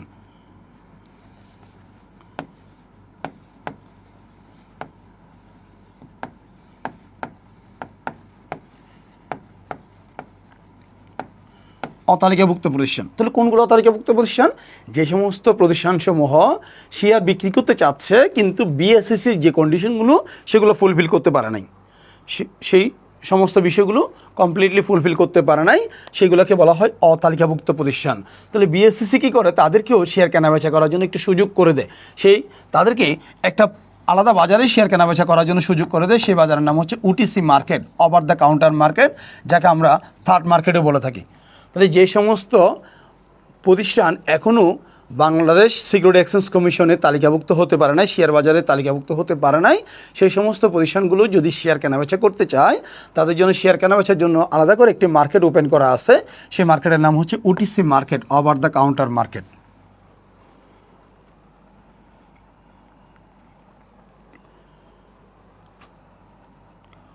কোম্পানি বলতে গেলে তো কেন এগুলো আসলে কোম্পানি না, মানে স্বল্পমেয়াদীর যে দলিলগুলো সেগুলো কোম্পানি নাও হতে পারে, সেগুলো এমনি নর্মাল প্রতিষ্ঠানও হতে পারে। কোম্পানি হতে গেলে তো শেয়ার বাজারে অন্তর্ভুক্ত হতে হবে। ব্লুচিপ প্রতিষ্ঠান কোম্পানি হতে পারে, কোম্পানি ছাড়াও হতে পারে। তাহলে আপনারা কি আমার কথা বুঝছেন? তালিকাভুক্ত প্রতিষ্ঠান বলতে বোঝানো হয়েছে কি, যে সমস্ত প্রতিষ্ঠান বাংলাদেশ সিকিউরিটি এক্সচেঞ্জ কমিশনের পারমিশন নিয়ে শেয়ার বাজারে শেয়ার কেনাবেচা করার জন্য অনুমতি পায় তাদেরকে বলা হচ্ছে তালিকাভুক্ত প্রতিষ্ঠান। আর যারা শেয়ার বাজারে শেয়ার কেনাবেচার জন্য অনুমতি না পেয়ে অন্য একটা মার্কেটে গিয়ে শেয়ার কেনাবেচা করে তাকে বলা হচ্ছে অতালিকাভুক্ত প্রতিষ্ঠান। আশা করি বুঝতে পারছেন। তাহলে আমাদের একটা কোয়েশ্চেন ছিল এখানে, কোন কোয়েশ্চেন আমরা ছিলাম? এখানে ছিলাম ট্রেজারি বিল বাজারে ছাড়ে। তাহলে আমরা আনসার দিয়েছিলাম সেন্ট্রাল ব্যাংক। আমরা আনসার দিয়েছিলাম কি ব্যাংক স্যার? Central bank. এরপরে যদি আমরা যদি পরেরটাতে যাই, এটা আশা করি আপনারা পারবেন, একটু আগে আলোচনা করছি, এটা একটু আনসার দেন। 6 নাম্বার, বিএসইসি কি নিয়ন্ত্রণ করে? এখানে কিন্তু অনেকগুলো অপশন আছে, একটু বুঝে শুনে আনসার দেন।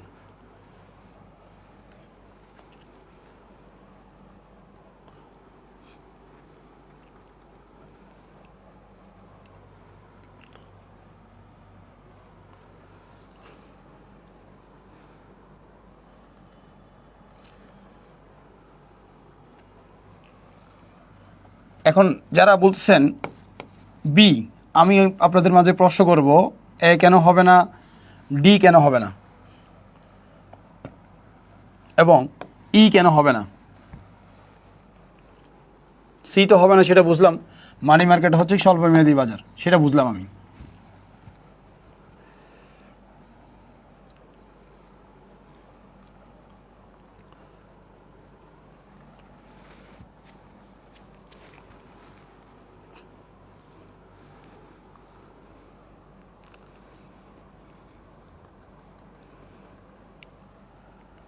আপনারা আমার প্রশ্নটা কি বুঝছেন?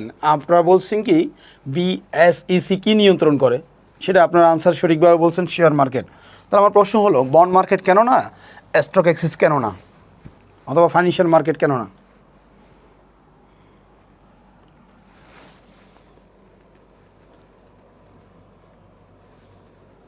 কারণ আপনারা আনসার দিতে একটু যদি সময় নেন, না নেন একটু দ্রুত করার চেষ্টা করেন।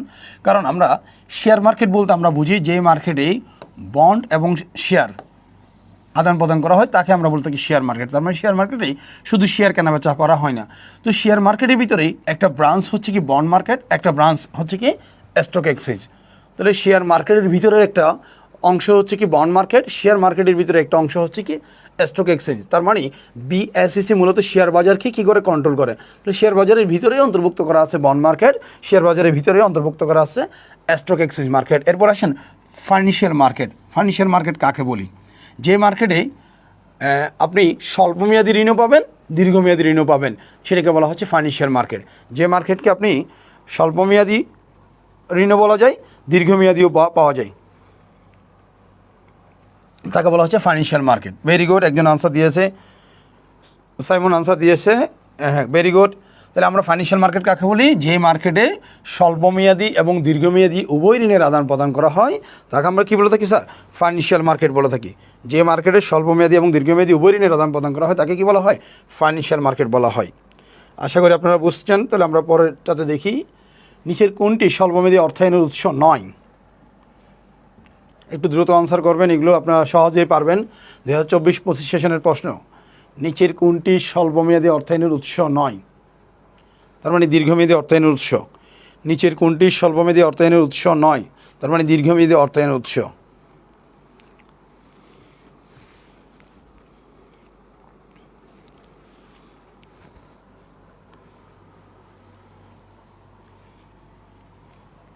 আবিদ বলছে যে কি এ,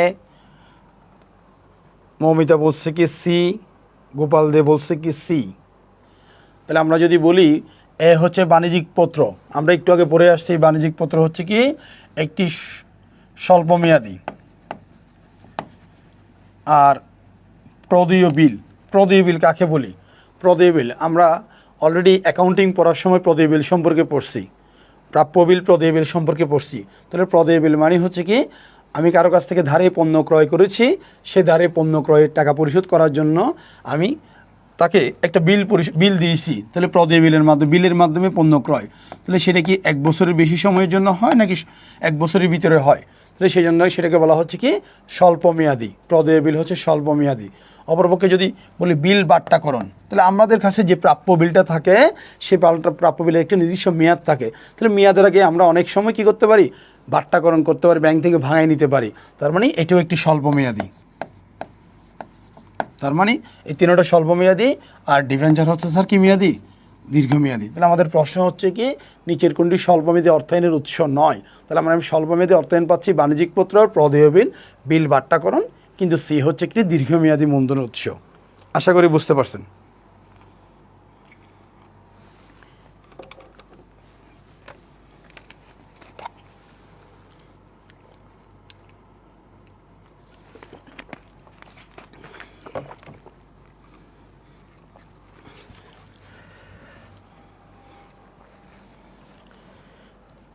এর পরেরটাতে যদি যাই আমরা,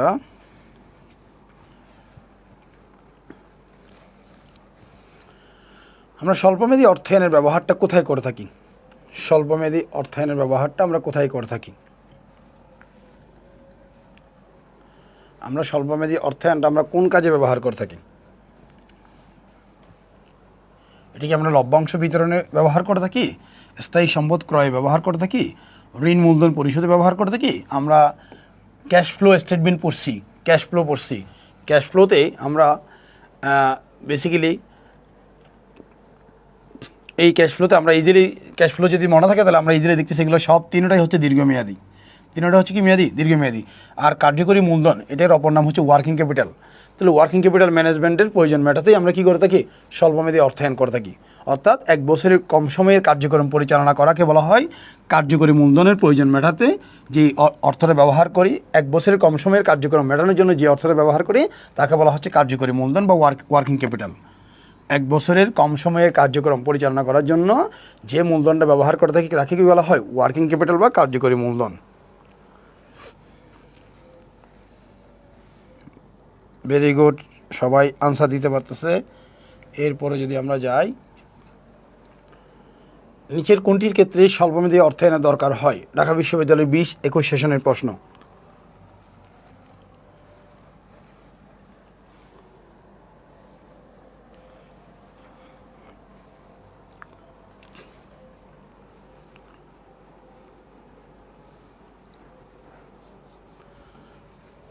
এখানে দেখা যাচ্ছে কি, আমাদের প্রশ্ন যদি আমরা খেয়াল করি, এটা হচ্ছে কি একটি স্থায়ী সম্পদ, আসবাবপত্র একটি স্থায়ী সম্পদ, দালানকোট একটি স্থায়ী সম্পদ। স্থায়ী সম্পদ ক্রয়ে আমরা কি ব্যবহার করি? স্থায়ী সম্পদ ক্রয়ে আমরা স্থায়ী সম্পদগুলো ক্রয় করি 1 বছরের বেশি সময়ের জন্য। তার মানে স্থায়ী সম্পদ ক্রয় আমরা ব্যবহার করি দীর্ঘমেয়াদী অর্থায়ন। কিন্তু কাঁচামাল ক্রয় আমাদের দৈনন্দিন উৎপাদনের জন্য, আমাদের প্রতিদিনের পণ্য তৈরির জন্য আমরা কাঁচামাল ক্রয় করি। তাহলে কাঁচামাল ক্রয় হচ্ছে একটি স্বল্পমেয়াদী অর্থায়ন।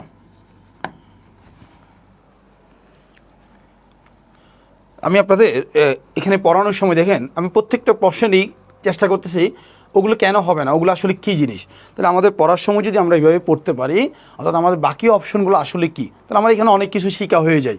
তাহলে আমার আজকে এইটা দিয়ে প্রশ্ন করছে, কালকে ঠিক উল্টা দিয়ে প্রশ্ন করতে পারে। তার মানে অপশন এগুলো কমন হয়ে যাবে তখন আমাদের জন্য। অর্থাৎ ঢাকা ইউনিভার্সিটির যিনি প্রশ্নকর্তা উনিও কি অপশন বানাইতে পারবে, উনি ঠিকই অপশন ঘুরে ফিরে এগুলোই দিবে, এই প্রশ্নটাকে একটু মডারেট করবে, একটু চেঞ্জ করবে।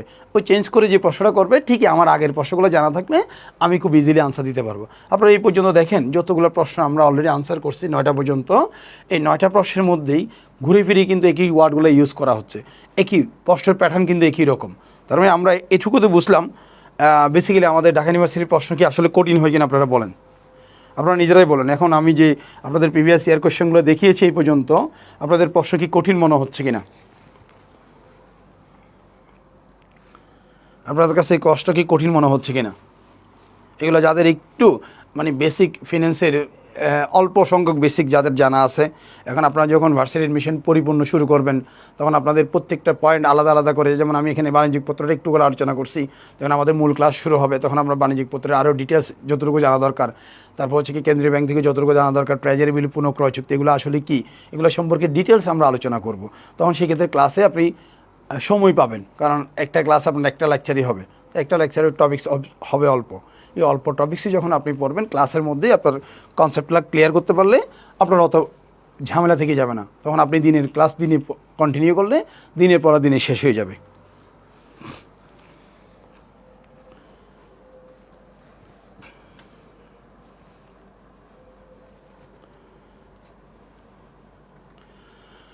এখন এখানে আরেকটা প্রশ্ন করছে, এই প্রশ্নের আনসারটা কে দিতে পারে দেখি। আমাদের বলছে নিচের আর্থিক সম্পদসমূহের মধ্যে কোনটি কম ঝুঁকি থেকে অধিক ঝুঁকির ক্রমধারার তালিকা? কম ঝুঁকি থেকে অধিক ঝুঁকি। এখন আমাদের এখানে অনেকগুলো অপশন আছে, আমাকে জানতে হবে কোনটি কেন কম, কোনটি কেন বেশি ঝুঁকি, সেটা আমাকে জানতে হবে।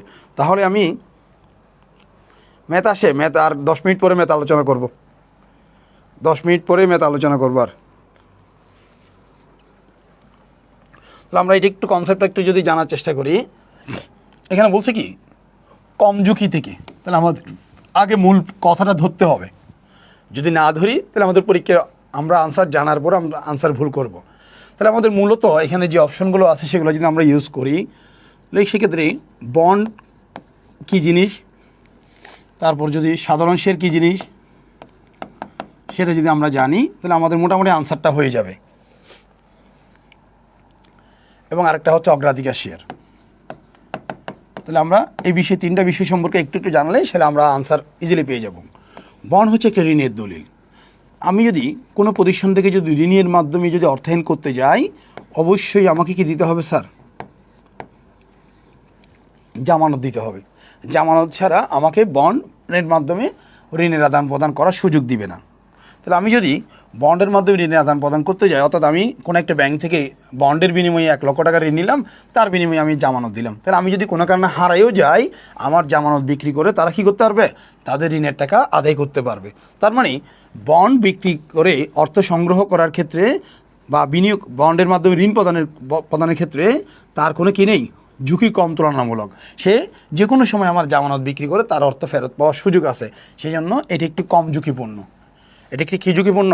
কম ঝুঁকিপূর্ণ। এরপরে দেখেন, একটি প্রতিষ্ঠানের অগ্রাধিকার শেয়ার মালিক এবং সাধারণ শেয়ার মালিকের মধ্যে বৈশিষ্ট্য হচ্ছে কি, কোম্পানি যদি কোনো কারণে বিলুপ্ত হয়ে যায়, এই দুজনের মধ্যে কার ঋণের টাকা, কার মূলধনের টাকা আগে ফেরত দিতে হবে।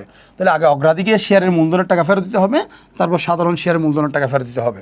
তাহলে আমরা অন্য একটা জায়গায় জানছি, কোম্পানি বিলুপ্ত সাধনের ক্ষেত্রে সর্বপ্রথম কার টাকা ফেরত দিতে হয়, বন্ড হোল্ডারের টাকা ফেরত দিতে হয়, তারপর অগ্রাধিকার শেয়ার হোল্ডারদের টাকা ফেরত দিতে হয়, তারপর আমরা জানি সাধারণ শেয়ার হোল্ডারদের টাকা থাকলে ফেরত পাবে, না হলে পাবে না। তার মানে কোম্পানি বিলুপ সাধনের সময় কোন ব্যক্তির টাকা বা কোন প্রতিষ্ঠানের টাকা আগে পেয়ে যাচ্ছে, বন্ড হোল্ডার টাকা। তার মানে এদের তুলনায় এর ঝুঁকিটা তুলনামূলক কম। আবার অগ্রাধিকার শেয়ার মালিকের অগ্রাধিকার ভিত্তিতে সাধারণ শেয়ারের আগেই তাদের মূলধন এবং লাভের টাকা ফেরত পাবে। তাহলে মূলধনের টাকা, মূলধন প্লাস লাভ সবার আগে ফেরত পায় কে, বন্ড হোল্ডার। এরপরে ফেরত পায় কে, অগ্রাধিকার শেয়ার। এরপরে ফেরত পাচ্ছে কে, সাধারণ শেয়ার। তার মানে কোম্পানি সবার আগে ফেরত পাচ্ছে বন্ড হোল্ডারেরা, তার মানে তার ঝুঁকি তুলনামূলক কম। তার থেকে একটু ঝুঁকি বেশি কার, অগ্রাধিকার শেয়ারের। তার থেকে বেশি ঝুঁকি কার, সাধারণ শেয়ারের। তার মানে আমরা ক্রমধারাটা পেয়ে গেছি। তাহলে আমাদের আনসার হবে কি, ডি। তাহলে সেক্ষেত্রে এখানে দুইটা বিষয় একসাথে আসছে। দেখুন, শুধু মূলধন ফেরত পাবে এরকম না, লাভের অংশটাও পাই। তাহলে কোম্পানির সবার আগে মূলধন ফেরত পাই কে, তাও বন্ড হোল্ডার। সবার আগে লাভ ফেরত পাই কে, তাও বন্ড হোল্ডার। তার মানে সবচেয়ে কম ঝুঁকিপূর্ণ হচ্ছে বন্ড হোল্ডার, সবচেয়ে বেশি ঝুঁকিপূর্ণ হচ্ছে কি, সাধারণ শেয়ার। তো সেক্ষেত্রে আমাদের পরীক্ষায় আলাদা আলাদা প্রশ্ন আসে। কোম্পানির বিলোপ সাধনের ক্ষেত্রে সবচেয়ে বেশি ঝুঁকিপূর্ণ কে থাকে, তাহলে সাধারণ শেয়ার হোল্ডার। সবচেয়ে কম ঝুঁকিপূর্ণ থাকে বন্ড হোল্ডারেরা।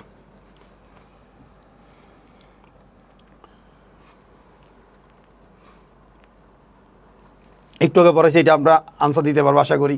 একটু আগে পড়াইছি, নিম্নের কোন সিকিউরিটিতে আয় এবং সম্পদের উপর অগ্রাধিকার রয়েছে, আয় এবং সম্পদের উপর। একটু আগে যে প্রশ্নটা ছিল, কোয়েশ্চেনটা ছিল, এই কোয়েশ্চেন এবং এই কোয়েশ্চেনের মধ্যে সিমিলারিটি আছে। আমরা যদি বোঝার চেষ্টা করি, এইটা এবং এটার মধ্যে প্রায় কাছাকাছি মিল। তাহলে এখানে বলছে কি, নিম্নের কোন সিকিউরিটিতে আয় এবং সম্পদের উপর অগ্রাধিকার রয়েছে। আয়ও সবার আগে পাবো, সম্পদও সবার আগে পাবো। অর্থাৎ কোম্পানির বিলোপ সাধনের সময় আমার সম্পত্তি সবার আগে ফেরত পাবো, অথবা কোম্পানির আয় হলে সবার আগে আমি আয়টা পাবো। তাহলে একটু আগে আমরা পড়ছি, সবার আগে আয় এবং সম্পদ ফেরত পায় হচ্ছে কি, বন্ড হোল্ডারেরা। কারা পায় স্যার, বন্ড হোল্ডারেরা। বন্ড হোল্ডারের পর যদি ডিভেঞ্চার হোল্ডার থাকে, তাহলে ডিভেঞ্চার হোল্ডারেরা পাবে। এরপরে হচ্ছে কারা পাবে, প্রেফার শেয়ারেরা পাবে। এরপর হচ্ছে অর্ডিনারি শেয়ারেরা পাবে। তার মানে এখানে আমার আনসার হবে কোনটা স্যার, 11 নম্বরের আনসার কোনটা হবে দেখি বলুন তো স্যার। সিকিউরিটি এবং আয়ের অগ্রাধিকার পায় কে, তাহলে বন্ড হোল্ডারেরা পায় স্যার।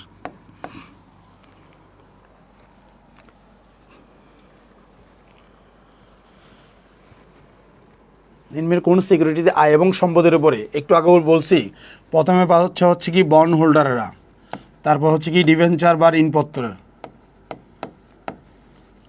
তারপর যদি হয় অগ্রাধিকার শেয়ার, তারপর হচ্ছে কি সাধারণ শেয়ার। কোম্পানির আয় এবং সম্পদের সর্বপ্রথম দাবিদার হচ্ছে বন্ড হোল্ডারেরা। এই জন্য বন্ড হোল্ডারকে বলা হয় সিনিয়র সিকিউরিটি বলা হয়। বন্ড হোল্ডারকে সিনিয়র সিকিউরিটি বলা হয়ে থাকে। কোম্পানির আয় এবং সম্পদের উপর সর্বপ্রথম দাবি রাখে কারা, বন্ড হোল্ডারেরা। তাহলে সেই জন্য বন্ড হোল্ডারকে কী বলা হয়, সিনিয়র সিকিউরিটি বলা হয়। এরপরে হচ্ছে কি ডিভেঞ্চার বা ঋণপত্রের মালিকেরা। এরপর হচ্ছে প্রেফার শেয়ার, প্রেফার শেয়ার মানে হচ্ছে কি, প্রেফারেন্স শেয়ার মানে হচ্ছে কি অগ্রাধিকার শেয়ারেরা। তারপর হচ্ছে কি অর্ডিনারি শেয়ার মানে হচ্ছে সাধারণ শেয়ারেরা। তাহলে যেটা বোনাস শেয়ার, যে কথা আমরা অর্ডিনারি শেয়ার সেম কথা হিসাবে গণ্য করি, এটা যখন আমরা শেয়ারের ক্লাসিফিকেশন পড়াবো আমাদের রেগুলার ক্লাসে, তখন আমরা বোনাস শেয়ার কী জিনিস, অর্ডিনারি শেয়ারের সাথে বোনাস শেয়ারের কী সম্পর্ক, সেটা আমরা তখন আলোচনা করবো ইনশাল্লাহ। আশা করি 11 নম্বরটা বুঝতে পারছেন। আমরা পরবর্তী আরেকটা টপিকস নিয়ে আলোচনা করবো ইনশাল্লাহ।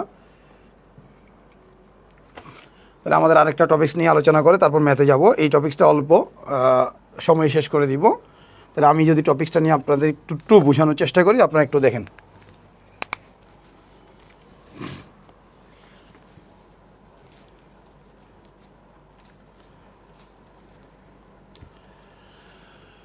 আমাদের মূলধন বাজেটিং, ক্যাপিটাল বাজেটিং নামে একটা চ্যাপ্টার আমরা পড়ছি অষ্টম অধ্যায়। সেই ক্যাপিটাল বাজেটিংয়ে আমরা জানি ক্যাপিটাল বাজেটিং বা মূলধন বাজেটিং কী এবং মূলধন রেশনিং কী, এই দুটো শব্দ আমরা জানি। মূলধন বাজেটিং কী এবং ক্যাপিটাল রেশনিং বা মূলধন রেশনিং কী। তো মূলধন বাজেটিং হচ্ছে কি, আমরা বেসিক্যালি আমরা যে মূলধনটুকু রয়েছে সেই মূলধনটুকু আসলে কোথায় বিনিয়োগ করব, আমাদের সংগৃহীত মূলধন আমরা কোথায় বিনিয়োগ করব, বিনিয়োগ করার ক্ষেত্রে আমরা কেন বিনিয়োগ করব, আমার ওখানে লাভজনকতা আছে কি না, আমি ওখান থেকে আসলে কী পরিমাণ ফিডব্যাক পাবো। তাহলে আমার যে মূলধনটুকু আছে সেই মূলধনটুকু বিনিয়োগ করতে গেলে কেন বিনিয়োগ করবো, লাভের আশায়। তাহলে আমার লাভ হচ্ছে কি না, আমার ভালো বেনিফিট হচ্ছে কি না, সেটা যাচাই বাছাই করেই তো আমি বিনিয়োগ করব। তাহলে আমার মূলধনটুকু বিনিয়োগ করার ক্ষেত্রে মূলধন আমরা লাভজনক খাতে বিনিয়োগ করতেছি না সেটা যাচাই বাছাই করাকে বলা হয় মূলধন বাজারিং টেকনিক বা মূলধন বাজারিং কৌশল। তাহলে আমার একটি প্রকল্পে বিনিয়োগ করার ক্ষেত্রে প্রকল্পটা আমার জন্য লাভজনক নাকি অলাভজনক, সেই লাভজনক অলাভজনক যাচাই বাছাই করার যে ওয়ে রয়েছে সেই ওয়েগুলোকে বলা হয় মূলধন বাজারিং টেকনিক বা কৌশল। তো টেকনিকের মধ্যে আমার আছে এআরআর, আরওআই, পিবিপি, এনপিবি, আইআরআর এবং পিআই। এইখানে মিনিমাম 6টা আছে। এই 6টার যে কোনো একটি মাধ্যম ব্যবহার করে আমার ভবিষ্যৎ প্রকল্পের লাভজনকতা সম্ভাব্যতা যাচাই করার সুযোগ রয়েছে। সেই জন্য এই পদ্ধতিগুলোর যে কোনো একটি পদ্ধতি ব্যবহার করা যেতে পারে। এই পদ্ধতিগুলোকে বলা হয় মূলধন বাজারিং টেকনিক বা কৌশল। সাপোজ আমি এনপিবি ব্যবহার করে আমার ভবিষ্যৎ প্রকল্পের লাভজনকতা যাচাই করলাম। তাহলে ভবিষ্যৎ প্রকল্পের লাভজনকতা যাচাই করার পরে দেখা গেলো কি আমার 5টি প্রকল্প আমি লাভজনক পাচ্ছি। কয়টি প্রকল্প? 5টি প্রকল্প। কিন্তু আমার হাতে যে মূলধনটুকু রয়েছে সেই মূলধনটুকু দিয়ে আমি মাত্র 2টা প্রকল্প বা 3টা প্রকল্পে বিনিয়োগ করতে পারবো, 5টা প্রকল্পে বিনিয়োগ করতে পারবো না। তার মানে আমার মূলধন স্বল্পতা আছে নাকি নেই? মূলধন স্বল্পতা আছে। এই মূলধন স্বল্পতা থাকার পরও আমি তো 5টা প্রকল্প লাভজনক পেয়েছি। তাহলে আমি কি 5টা প্রকল্পে বিনিয়োগ করব? না, আমার মূলধন সংকট থাকার কারণে এই 5টার মধ্যে অগ্রাধিকার ভিত্তিতে আমার যা মূলধন আছে সেটা দিয়ে কোনটাতে আগে বিনিয়োগ করবো, এরপরে কোনটাতে বিনিয়োগ করবো, এরপরে কোনটাতে বিনিয়োগ করো, অর্থাৎ লাভজনকতার অগ্রাধিকার ভিত্তিতে মূলধন বিনিয়োগ সিদ্ধান্ত নেওয়াকে বলা হয় মূলধন রেশনিং বলা হয়। কি বলা হয় স্যার? মূলধন রেশনিং। তাহলে আমি 3টা কথা বলতেছি। দীর্ঘমেয়াদী বিনিয়োগ সিদ্ধান্তকে বলা হচ্ছে মূলধন বাজেটিং। দীর্ঘমেয়াদী বিনিয়োগ করার ক্ষেত্রে প্রকল্পের সম্ভাব্য লাভজনকতা যাচাই করার মাধ্যমগুলোকে বলা হয় মূলধন বাজেটিং টেকনিক বা কৌশল। আর মূলধন বাজেটিং টেকনিক বা কৌশল যাচাই বাছাই করার পরে সম্ভাব্য প্রকল্পগুলোতে ইনভেস্ট করার ক্ষেত্রে মূলধন স্বল্পতার কারণে অগ্রাধিকার ভিত্তিতে প্রকল্প যাচাই বাছাই করে প্রকল্পে বিনিয়োগ করাকে বলা হচ্ছে মূলধন রেশনিং। আপনারা আমার কথাগুলো একটু বুঝছেন কিনা বলেন। মূলধন বাজেটিং কি, মূলধন বাজেটিং টেকনিক কি এবং মূলধন রেশনিং কি, এই 3টার কনসেপ্ট বুঝছেন কিনা বলেন।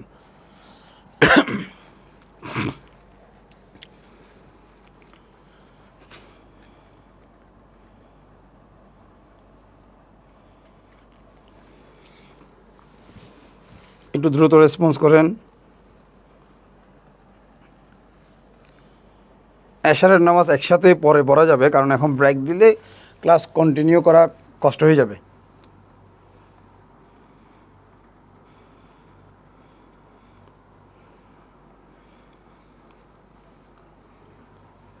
তাহলে আমরা একটু দেখি, আমাদের এখানে বলছি কি, আমি যদি মূলধন বাজেটিং টেকনিকগুলো যদি ব্যবহার করি তাহলে সেক্ষেত্রে আমার এখানে টেকনিকগুলো আপনারা আগে থেকে পড়ছেন, আমি একটু সামারাইজ করে দিচ্ছি, আর কিছুই না।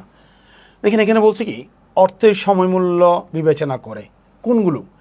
এনপিবি, আইআরআর, পিআই, এই 3টা পদ্ধতি অর্থের সময়মূল্য বিবেচনা করে। তাহলে অর্থের সময়মূল্য বলতে কি বোঝায়? আজকের মূল্য এবং কালকের মূল্য সমান না। আমি কোথাও যদি আজকে 1 লক্ষ টাকা বিনিয়োগ করি, 10 বছর পরে সে আমাকে 5 লক্ষ টাকা দিবে। তাহলে সেক্ষেত্রে আমারটা টাকা অনেক হয়ে যাচ্ছে, কিন্তু সেটা দিচ্ছে 10 বছর পরে। এই 10 বছরে আমার 1 লক্ষ টাকার ভ্যালু আসলে কত টাকায় দাঁড়াচ্ছে সেটা ক্যালকুলেশন করাকে বলা হচ্ছে কি অর্থের সময় মূল্য, যার মাধ্যমে আমি অর্থের পরিপূর্ণ সঠিক ব্যবহার এবং সঠিক মূল্য জানতে পারি। তাহলে সেই জন্য এটাকে বলা হয় আধুনিক পদ্ধতি। আর ভবিষ্যতে যে টাকাটা পাবো সেটাকে বর্তমান মূল্যে কনভার্ট করার পদ্ধতিকে আমরা টাইম ভ্যালু অফ মানি থেকে অলরেডি শিখছি, বাট্টাকৃত পদ্ধতি। কি কৃত পদ্ধতি? বাট্টাকৃত পদ্ধতি। তাহলে বাট্টাকৃত করার মাধ্যমে বর্তমান মূল্য এবং ভবিষ্যৎ মূল্যের কম্প্যারিজনটা আমরা টাইম ভ্যালু অফ মানি থেকে শিখছি। সবাই আমরা মোটামুটি অল্প কিছু জানি এইটা সম্পর্কে। তার মানে যেখানে ভবিষ্যৎ মূল্যকে বর্তমান মূল্যে রূপান্তর করা হয় তাকে বলা হচ্ছে বাট্টাকৃত পদ্ধতি। আর ভবিষ্যৎ মূল্য এবং বর্তমান মূল্যের পার্থক্য নির্ণয় করার প্রক্রিয়াকে বলা হচ্ছে অর্থসময় মূল্য বিবেচনা করা, সেই জন্য এটাকে বলা হয় আধুনিক পদ্ধতি। তার মানে আধুনিক পদ্ধতিতে কয়েকটা বিষয় বলা হচ্ছে, অর্থসময় মূল্য বিবেচনা করা হয়, তারপর হচ্ছে কি এটাকে আধুনিক পদ্ধতি বলা হয় এবং বাট্টাকৃত পদ্ধতি বলা হয়। এরপর আসেন, এখানে অর্থ সময় মূল্য বিবেচনা করে না, তার মানে আমি টাকা পাইলেই হচ্ছে। আমি আজকে 1 লক্ষ টাকা বিনিয়োগ করে 20 বছর পরে দিলেও 5 লাখ টাকা আমার লাভ হচ্ছে সেটা মনে করতেছি, সেই জন্য এটাকে বলা হচ্ছে কি অর্থ সমূল্য বিবেচনা করে না। যেখানে অর্থ সমূল্য বিবেচনা করে না সেখানে বর্তমান মূল্য ভবিষ্যৎ মূল্যের পার্থক্য বিবেচনা করা হয় না, তার মানে বাট্টাকরণের কোনো কথাই আসে না, সেই জন্য এটাকে বলা হচ্ছে অবাট্টাকৃত পদ্ধতি, সেই জন্য এটাকে সনাতন পদ্ধতি বলা হয় বা অবাট্টাকৃত পদ্ধতি বলা হয়। তাহলে এই ক্ষেত্রে আমরা যেখানে অর্থ সমূল্য বিবেচনা করবে তাহলে সেটা সঠিক পদ্ধতি হিসেবে বিবেচনা করবো, কারণ এখানে একুরেট মেজারমেন্ট করা হয়, আর এখানে একুরেট মেজারমেন্ট করা হয় না, সেজন্য এটাকে বলা হচ্ছে সনাতন পদ্ধতি আর এটাকে বলা হচ্ছে আধুনিক পদ্ধতি। এখন আসি প্রশ্ন, এটা আমরা কিভাবে এগুলোর মেজারমেন্ট কীভাবে করবো? NPV, net present value. তাহলে নেট প্রেজেন্ট ভ্যালু আসলে কি? নেট প্রেজেন্ট ভ্যালু আমরা কীভাবে ক্যালকুলেশন করি আমরা ইন্টার লেভেলে শিখছি। তারপর আমি যদি এখানে বলি আমার ভবিষ্যতে যে টাকাগুলো পাবো তার আমি বর্তমান মূল্য বিনিয়োগ করবো, তাকে আমরা বলতে কি প্রেজেন্ট ভ্যালু। এরপরে যদি বলি এনসিইউ, নেট ক্যাশ আউটফ্লো, তার মানে অর্থাৎ আমার বিনিয়োগকে এনসিইউ বলা হয়। তাহলে আমি যদি উদাহরণ হিসেবে যদি বলি আমার প্রেজেন্ট ভ্যালু ভবিষ্যতে যে টাকা পাবো তার বর্তমান মূল্য হচ্ছে মাত্র 10,000 টাকা, কিন্তু আমি বিনিয়োগ করছিলাম হচ্ছে 9,000 টাকা, তার মানে আমার বেনিফিট 1,000 টাকা, সরি এখানে 10,000 টাকা, এখানে 9,000 টাকা, তার মানে আমার বেনিফিট কত টাকা স্যার? 1,000 টাকা। তাহলে এনপিভি পজিটিভ আসছে, তার মানে আমি সময় বিবেচনা করেও লাভের দিকে যাচ্ছি, তার মানে আমার প্রকল্পটা লাভজনক হবে বলে আমি আশা করতেছি। কিন্তু যদি আমি প্রেজেন্ট ভ্যালু ক্যালকুলেশন না করে যদি ভবিষ্যৎ 9,000 টাকা 10,000 টাকা লিখতাম তাহলে এখানে ভুল হওয়ার সম্ভাবনা ছিল, তার মানে অর্থের সমমূল্য বিবেচনা করাতে আমি একুরেট রেজাল্টটা পাচ্ছি। এরপর আসেন, তার মানে এনপিভির মাধ্যমে প্রকল্প গ্রহণ করব নাকি বর্জন করব সেটা এনপিভির রেজাল্টের উপর ডিপেন্ড করে, কারোর সাথে কম্প্যারিজন করা হয় না। তার মানে এনপিভি যদি পজিটিভ হয় প্রকল্প লাভজনক, এনপিভি নেগেটিভ হলে প্রকল্প অলাভজনক, তার মানে এনপিভির সাথে কারো তুলনা করা হয় না। এরপর আসেন IRR, internal rate of return. এইটা আইআরআরের রেজাল্ট আসে পার্সেন্টেজে, আইআরআর রেজাল্ট আসে কিসে? পার্সেন্টেজে। তাহলে আইআরআর মূলত কম্পেয়ার করা হয় একটি প্রতিষ্ঠানের মূলধন ব্যয়ের সাথে। তাহলে কার সাথে স্যার কম্পেয়ার করা হয়? মূলধন ব্যয়ের সাথে। তাহলে আইআরআর মানে হচ্ছে কি আমি যেটা পাবো, আর মূলধন ব্যয় হচ্ছে যেটা আমি দিব। সাপোজ আমি ব্যাংক থেকে লোন নিছি 10% হারে, তাহলে সেটা হচ্ছে আমার মূলধন ব্যয়।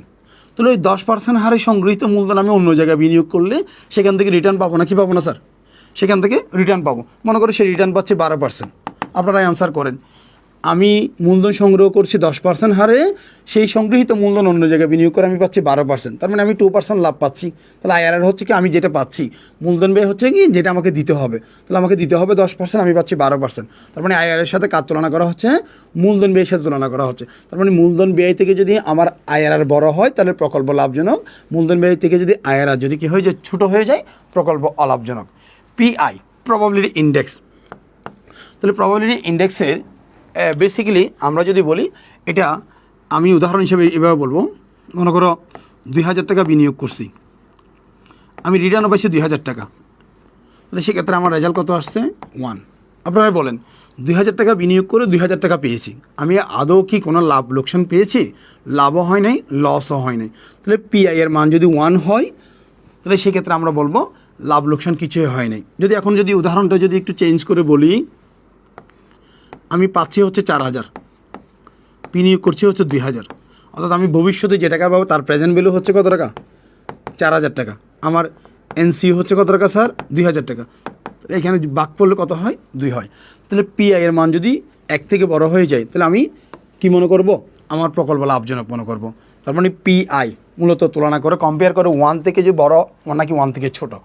পিআই যদি 1 হয় তাহলে আমাকে মনে করতে হবে প্রকল্প কি লাভও হয় না, লসও হয় না। তাহলে 1 থেকে যদি বড় হয় তাহলে প্রকল্প লাভজনক, 1 থেকে ছোটো হলে প্রকল্প অলাভজনক। এখন আসেন অ্যাভারেজ রেট অফ রিটার্ন। তাহলে অ্যাভারেজ রেট অফ রিটার্ন একটা পার্সেন্টেজ, তাহলে সেই জন্য এটা তুলনা করা হবে কার সাথে স্যার? মূলধন ব্যয়ের সাথে। একইভাবে রিটার্ন অন ইনভেস্টমেন্ট, এটাও একটা পার্সেন্টেজ, এটাও তুলনা করা হবে কার সাথে? মূলধন ব্যয়ের সাথে। কিন্তু পেব্যাক পিরিয়ড তুলনা করা হবে সময়ের সাথে। অর্থাৎ প্রকল্পের মেয়াদের সাথে।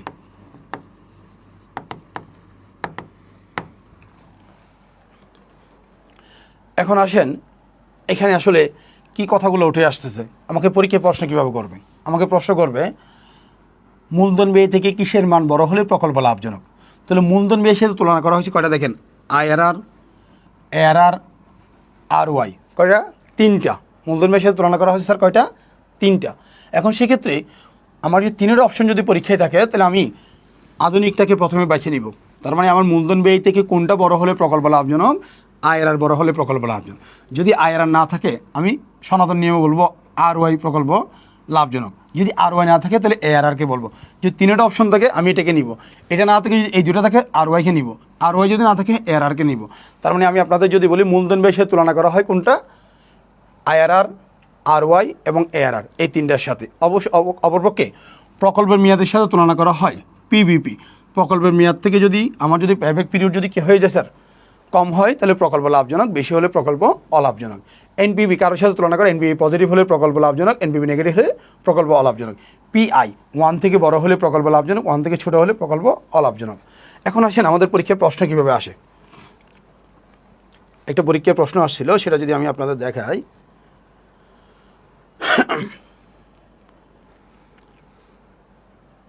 এখানে কি বলছে, কোনো প্রকল্পের আন্তঃআয়ের হার তার মূলধন ব্যয়ের সমান হলে সেই প্রকল্পের নিট বর্তমান মূল্য কত হবে। একটু দেখি আমরা কি কি বলছে। আমাকে বলছে নিট বর্তমান মূল্য এনপিবি একটি প্রকল্পের আন্তঃআয়ের হার মূলধন ব্যয়ের সমান। তাহলে আন্তঃআয়ের হার মানে IRR equal to cost of capital. মূলধন ব্যয়কে আমরা বলি কস্ট অফ ক্যাপিটাল। তাহলে আমার কস্ট অফ ক্যাপিটাল অর্থাৎ ব্যাংক থেকে লোন নিয়েছি 10% এবং আমি রিটার্নও পেয়েছি 10%।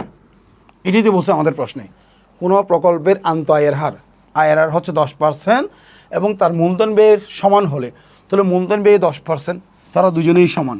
তাহলে দুজনেই যদি সমান হয় আমার কোনো লাভও হয় নাই, লসও হয় নাই। তার মানে এনপিভি যদি 0 হয় আমার প্রকল্পের কোনো লাভও বোঝায় না, লসও বোঝায় না। এনপিভি যদি 0 হয় আমার প্রকল্পের কোনো লাভও বোঝায় না, লসও বোঝায় না। আপনারা কি আমার কথা বুঝছেন কিনা বলেন? খুব টেকনিক্যাল কথা, টেকনিক্যাল কথা, এটা বুঝছেন কিনা বলেন?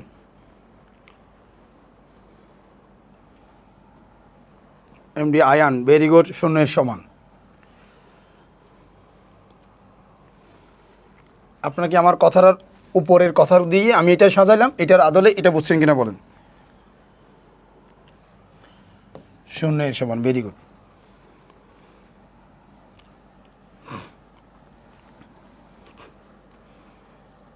এটা যদি বুঝে থাকেন সবাই একটু দ্রুত আনসার করেন, দ্রুত।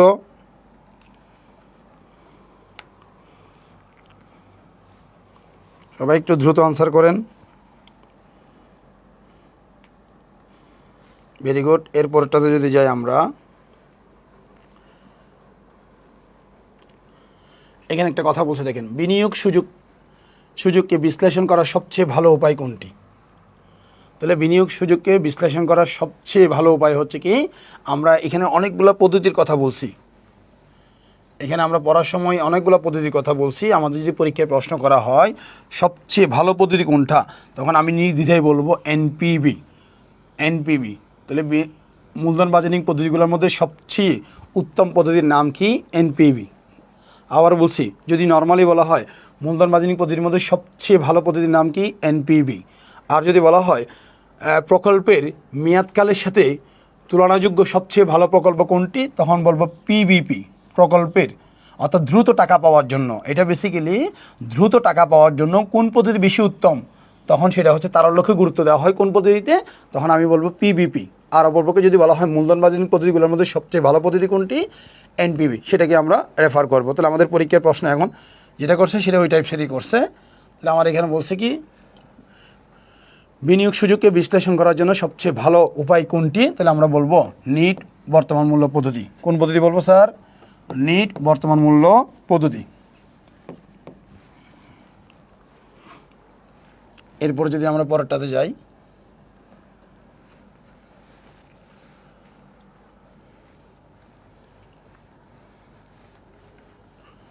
নিচের কোন পদ্ধতির ক্ষেত্রে বিনিয়োগের জন্য একটি প্রকল্প গ্রহণ করতে হলে প্রকল্পের আয়ের হার মূলধন ব্যয় অপেক্ষা বেশি হতে হবে? প্রকল্পের আয়ের হার মূলধনের ব্যয়কে বলি কস্ট অফ ডেপ্ট।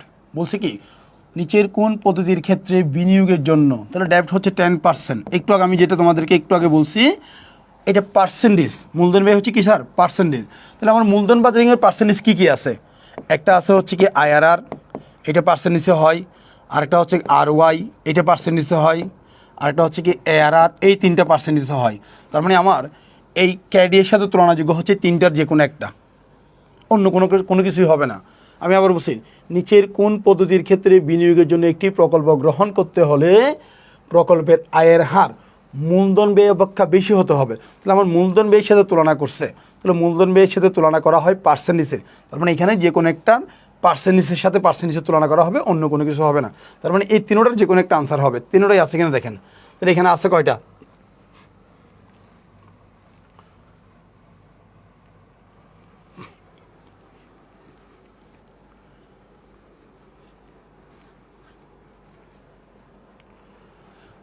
তাহলে এই ক্ষেত্রে আমাদের কোনটা আনসার করবো স্যার এখানে বলুন তো এবার?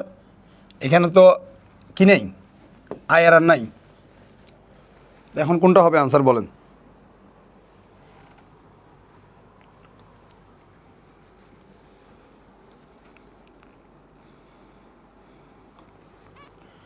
দেখি একটু দ্রুত বলেন কোনটা হবে আনসার?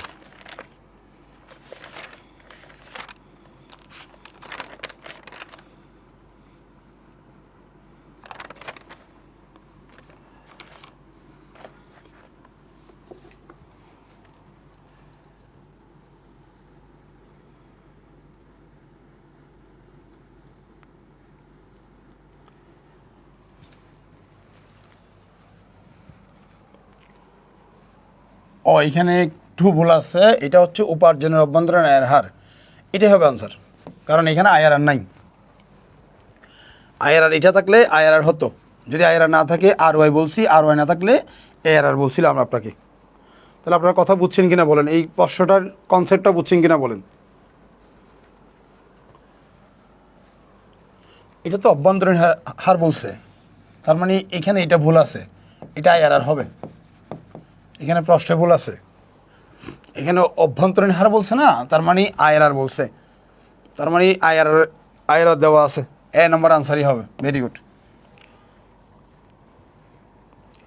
তাহলে আমরা পরেরটা যদি দেখি, এটাই এখানকার জন্য লাস্ট, এরপর আমরা ম্যাথে চলে যাব। এটাই শেষ প্রশ্ন, এরপর ম্যাথের কথা আলোচনা করব।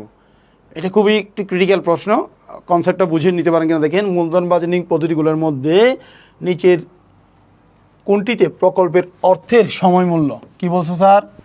অর্থের সময় মূল্য ও নগদ প্রবাহ, এই দুইটা বিবেচনা করা হয়। এখন আমি আপনাদের বলতে একটু ভুলে গেছিলাম, একটু বলে ফেলি, তারপর আপনারা আনসার দিয়েন। এখানে যে যতটা পদ্ধতি আছে এই পদ্ধতিগুলোর মধ্যে শুধুমাত্র এই দুইটা পদ্ধতিতে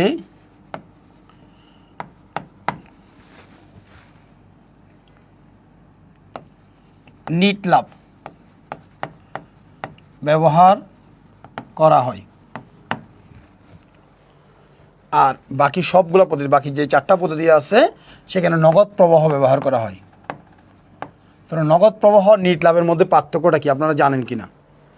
আমি আবার বলছি, মূলধন বাজারিং পদ্ধতিগুলোর মধ্যে এই দুইটা পদ্ধতিতে নিট লাভ ব্যবহার করা হয়, আর বাকি 4টা পদ্ধতির মধ্যে নগদ প্রবাহ ব্যবহার করা হয়। দুইটা পদ্ধতির মধ্যে নিট লাভ ব্যবহার করা হয়, আর বাকি সবগুলোর মধ্যে নগদ প্রবাহ ব্যবহার করা হয়। এখন যদি আমি আপনাকে নগদ প্রবাহ এবং নিট লাভ যদি উদাহরণ দিয়ে বুঝাই, আমার প্রতিষ্ঠানের মনে করো, আমি একটু 1 মিনিট সময় নিয়ে জাস্ট একটা উদাহরণ দিয়ে বুঝিয়ে দিচ্ছি।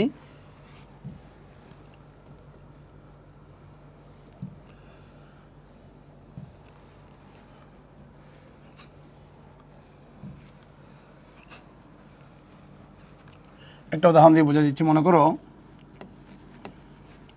অবচয় পূর্ব নিট লাভ 10,000 টাকা। অবচয় পূর্ব নিট লাভ হচ্ছে কত টাকা স্যার?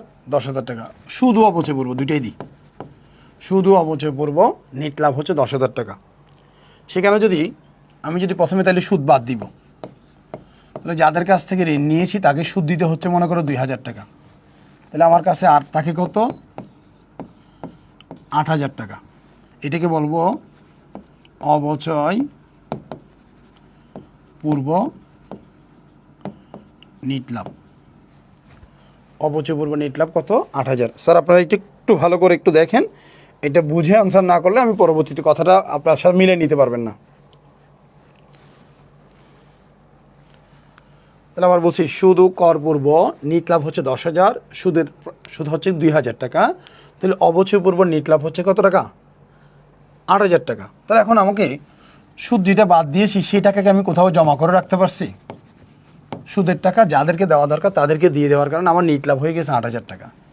এরপর আমি অবচয় নামক একটা খরচ বাদ দিব, তাহলে অবচয় হয়েছে ধরলাম 1000 টাকা। তাহলে সব কিছু বাদ দিয়ে আমার প্রতিষ্ঠানের নিট লাভ হচ্ছে কত টাকা 7000 টাকা। এটাই হচ্ছে নিট লাভ।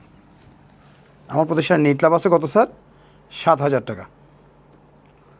এখন আপনারাই বলেন অবচয়ের টাকা আমার খরচ ভালো কথা, কিন্তু অবচয়ের টাকা কি কাউকে দিতে হচ্ছে? কাউকে দিতে হচ্ছে না, সেটা আমার অন্য একটি পকেটে বা অন্য একটি ড্রয়ারে জমা করার সুযোগ আছে। তার মানে এক পকেটে আমার অবচয়ের টাকা জমা আছে, আরেক পকেটে আমার নিট লাভের টাকা জমা আছে। তাহলে আমার নিট লাভ হয়েছে প্রতিষ্ঠানের 7000 টাকা, ভালো কথা, কিন্তু আমার অ্যাকচুয়ালি আমার পকেটে নগদ টাকা কত টাকা আছে, সেই নগদ টাকা কত টাকা আছে জানার জন্য দুইটা পকেটকে একসাথে করতে হবে। তার মানে সেই অবশ্যই যদি পুনরায় আবার যদি যোগ করি, কারণ অবশ্যই টাকা আমার পকেট থেকে কোথাও যায় নাই, অবশ্যই টাকা আমার পকেটেই আছে। তার মানে আমার পকেটে আছে 8000 টাকা, কিন্তু আমার নিট লাভ 7000 টাকা। এই 8000 টাকাকে বলা হয় নগদ প্রবাহ। তার মানে নিট লাভের সাথে পুনরায় যদি অবশ্যই যোগ হয় তখন তাকে বলা হয় নগদ প্রবাহ। তার মানে নিট লাভের সাথে যদি পুনরায় যদি অবশ্যই কী করি স্যার যুক্ত করি, তখন তাকে বলা হয় নগদ প্রবাহ। নেট লাভের সাথে যদি পুনরায় যদি অবশ্যই যোগ করা হয় তখন সর্বমোট মিলে আমার পকেটে যত টাকা থাকে নগদ টাকা, তাকে বলা হয় স্যার নগদ প্রবাহ।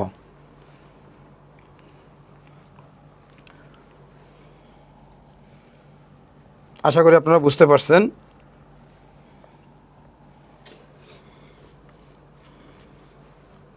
তাহলে আমরা এখান থেকে যদি যাই নগদ প্রবাহ কি নিট লাভ কি সেটা বুঝতে পারছি। তাহলে আমাদের প্রশ্ন যেটা ছিল সেখানে চলে যাই। তাহলে আমরা আবারও যদি বলি এই সবগুলো পদ্ধতির মধ্যে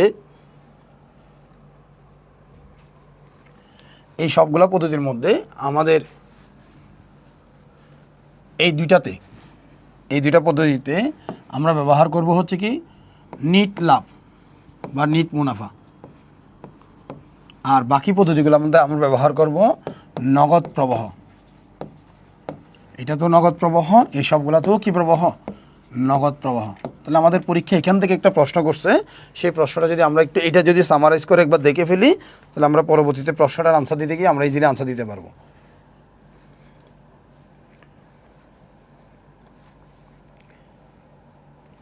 হ্যাঁ, এখানে বলছে কি, এটা যদি আমরা একটু দেখি তাহলে আমরা একটু দেখলে ইজিলি বুঝতে পারবো। বলছে কি মূলধন বাজারিং পদ্ধতিগুলোর মধ্যে কোনটিতে অর্থের সময় মূল্য বিবেচনা করা হয়? অর্থের সময় মূল্য নগদ প্রবাহ বিবেচনা করে না, অর্থের সময় মূল্যও বিবেচনা করে না, নগদ প্রবাহ বিবেচনা করে না। তাহলে সেক্ষেত্রে আমি জানি যে এটাতে অর্থ সময় মূল্য বিবেচনা করে না, সেটা ঠিক আছে, কিন্তু এটাতে কি বিবেচনা করে নগদ প্রবাহ বিবেচনা করে। এটাতে অর্থ সময় মূল্য বিবেচনা করে, নগদ প্রবাহ বিবেচনা করে। এটাতে অর্থ সমমূল্য বিবেচনা করে, নগদ প্রবাহ বিবেচনা করে, কিন্তু এটাতে অর্থ সমমূল্য বিবেচনা করে না, নগদ প্রবাহ বিবেচনা করে না। আপনারা কি কথাটা বুঝছেন কিনা বলেন? মূলধন বাজারিং পদ্ধতিগুলোর মধ্যে কোনটিতে অর্থের সমমূল্য বিবেচনা করে না, নগদ প্রবাহ বিবেচনা করে না। তাহলে প্রাইভেট পিরিয়ডে অর্থ সমমূল্য বিবেচনা করে না, কিন্তু কি বিবেচনা করে নগদ প্রবাহ বিবেচনা করে। আমরা তাহলে সরাসরি ম্যাথমেটিক্যাল কনসেপ্টে চলে যাই, আর এগুলো নিয়ে আলোচনা না করি, আমরা সরাসরি ম্যাথে চলে যাই। তাহলে আমাদের ম্যাথমেটিক্যাল কনসেপ্টগুলো যদি দেখি একটু, খুব ইজি দেখেন। এটা 2015-16 সেশনের প্রশ্ন ছিল। 15-16 সেশনের প্রশ্ন বলছে কি 72 বিধি অনুযায়ী 500 টাকার 9 বছরের দ্বিগুণ হতে হলে সুদের হার কত শতাংশ হবে? তাহলে আমরা বিধি 72 এবং বিধি 69 পড়েছি। তাহলে বিধি 72 অনুসারে আমাকে বলছে সুদের হার, তাহলে আয়ের মান ইকুয়াল টু বিধি 72-এর রুলস 72 ডিভাইডেড বাই এন, তাহলে ইকুয়াল টু যদি বলি 72 ডিভাইডেড বাই এন এর মান কত বলছে 9। তাহলে সেক্ষেত্রে আমাদের সূত্রের মানটা বসিয়ে আমাদের জাস্ট আনসারটা বের করতে হবে। তাহলে সেক্ষেত্রে আমরা এটা যদি ভাগ করি 8 9 72 হয়, তাহলে 8%। তাহলে আমাদের আনসার হবে কত পার্সেন্ট স্যার? 8%। শুধু এতটুকুই ম্যাথ। এখন আপনারা ম্যাথের ব্যাপারটা একটু দেখছেন কিনা? শুধু এতটুকু সিম্পল, এতটুকুই ম্যাথ।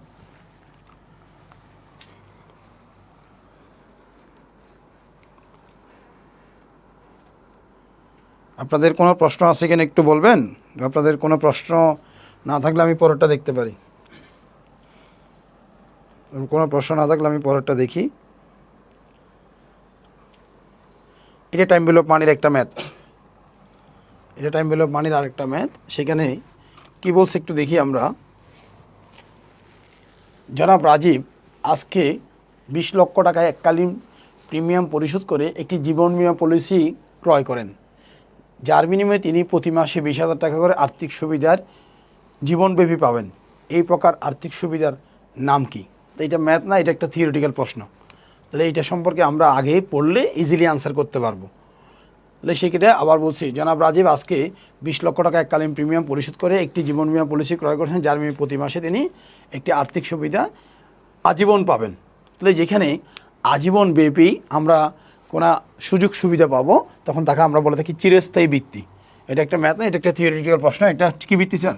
চিরস্থায়ী বৃত্তি। যে বৃত্তির টাকা, তাহলে বৃত্তি কেন? প্রতি মাসে অর্থাৎ একটা নির্দিষ্ট সময় পর পরে আমরা সমপরিমাণ টাকা পেলে তখন তাকে আমরা বৃত্তি বলি। সেই বৃত্তি যদি অনির্দিষ্ট সময় পর্যন্ত চলতে থাকে তখন তাকে বলা হয় চিরস্থায়ী বৃত্তি। তখন তাকে কি বলা হয় স্যার? চিরস্থায়ী বৃত্তি। তখন তাকে কি বলা হয় স্যার? চিরস্থায়ী বৃত্তি। এখন এখানে আরেকটা ম্যাথ আছে, সেই ম্যাথটা যদি বলা হয়, জনাব রফিক একজন ব্যবসায়ী, তিনি নিজ ব্যবসা হতে 2 লক্ষ টাকা অগ্রিম ব্যাংকে 10% সুদে 2 বছরের জন্য জমা রাখার চিন্তা ভাবনা করছে। তাহলে তার কাছে আছে কত? 2 লক্ষ টাকা। এই 2 লক্ষ টাকা সে একটা ব্যাংকে জমা রাখার চিন্তা ভাবনা করছিল, কিন্তু তার বন্ধু তাকে পরামর্শ দিল সে কি না করে, ব্যাংকে টাকাটা জমা না করে সে একটা জমি কেনার জন্য পরামর্শ দিল। সেক্ষেত্রে সে সিদ্ধান্তহীনতায় ভুগছে। তো 2 বছর পর জমির মূল্য কমপক্ষে কত টাকা হলে জনাব রফিকের আজকের জমি ক্রয়ের সিদ্ধান্তটি যৌক্তিক বলে মনে করা যাবে? এখন আমাকে তো বলছে কি জমির মূল্য কত হবে, সেটা তো আমি জানি না। তাহলে আমাকে কি করতে হবে? 2 বছর পরে এই 2 লক্ষ টাকা আসলে কত টাকা দাঁড়ায়। তাহলে ওর থেকে যদি বেশি হয় জমির মূল্য, তাহলে আমি জমিটা ক্রয় করব, নাহলে আমি জমিটা ক্রয় করব না। তার মানে এখানে ব্যাপারটা দাঁড়াইছে কি, 2 বছর পরে আমি যদি ব্যাংকে টাকাটা জমা করতাম 10% সুদে 2 বছর পরে কত টাকা হয় একটু দেখেন। এখানে সরল সুদ, চক্রবৃদ্ধি সুদ বলা না, তাহলে আমরা টাইম ভ্যালু অফ মানি যে সূত্র সেটা ইউজ করার সুযোগ পাবো না। তাহলে আমরা এখানে কি করব দেখেন, ম্যানুয়ালি কীভাবে করব। এটা হচ্ছে 10%, তাহলে 10% সুদ দিয়ে বলছে। তাহলে 2 লক্ষ টাকা 10% কত হয়? পার্সেন্টেজের জন্য 2টা শূন্য কেটে গেলে আর থাকে কত? 20,000 টাকা। তার মানে 2 লক্ষ টাকা 10% হচ্ছে 20,000। তাহলে আমরা কীভাবে কাজটা করছি, যদি পার্সেন্টেজ থাকে আমরা গুণের বেলায় পার্সেন্টেজের ক্ষেত্রে 2টা শূন্য কেটে ফেলবো, তাহলে বাকিগুলো গুণ করে বসাই দিব। কীরকম? পার্সেন্টেজের জন্য এই পার হোক উভয় পার থেকে 2টা শূন্য কাটলাম, এই পার থেকে একটা কাটলাম, এই পার থেকে একটা কাটলাম। এখানে আছে 20,000, এখানে আছে 20,000 আর একে গুণ করলে 20,000ই হয়। তাহলে আমার 1 বছর পর সুদ আসলে হচ্ছে 2,20,000। 1 বছর পরে সুদ আসলে হচ্ছে 2,20,000। ওই 1 বছর পর 2,20,000 টাকার উপর আমি আবার ইন্টারেস্ট পাবো, তখন 2 লক্ষ টাকার উপর পাবো না, 2,20,000 টাকার উপর পাবো। তাহলে 2,20,000 টাকার উপর যদি আবার 10% বের করতে যাই, আবার 2টা শূন্য কাটা যাবে। তাহলে 2টা শূন্য কাটা গেলে আমার কাছে আর থাকে কত হাজার স্যার? 22,000 টাকা সুদ পাওয়া যাবে।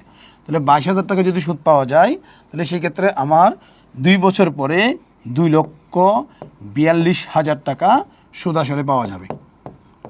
এইভাবেই আমরা ম্যানুয়ালি টাইম ভ্যালু অফ মানির অঙ্কগুলো করতে পারবো, কোনো অসুবিধা ছাড়াই করতে পারবো। আশা করি বুঝতে পারছেন। আমরা ক্লাসে এই যে 10%-এ আমরা যে কাটাকাটি করে টাকাটা বের করছি, আমরা যখন রেগুলার ক্লাস করব, আশা করি আমরা এই মানে কীভাবে আমরা কাটাকাটিগুলো ইজিলি করতে পারবো সে সম্পর্কে আমরা আরও বেশি আইডিয়া দিব। আশা করি আপনারা বুঝতে পারছেন। কারো কোনো প্রশ্ন থাকলে আমি আজকে শেষ করতে চাচ্ছি, কারো কোনো প্রশ্ন থাকলে করতে পারেন। আশা করি রেগুলার ক্লাস, এখন তো আমরা ভ্যারাইটিস টপিকস নিয়ে আলোচনা করছি, এইখান থেকে লাভ দিয়ে ওখানে গেছি, ওখান থেকে লাভ দিয়ে ওখানে গেছি।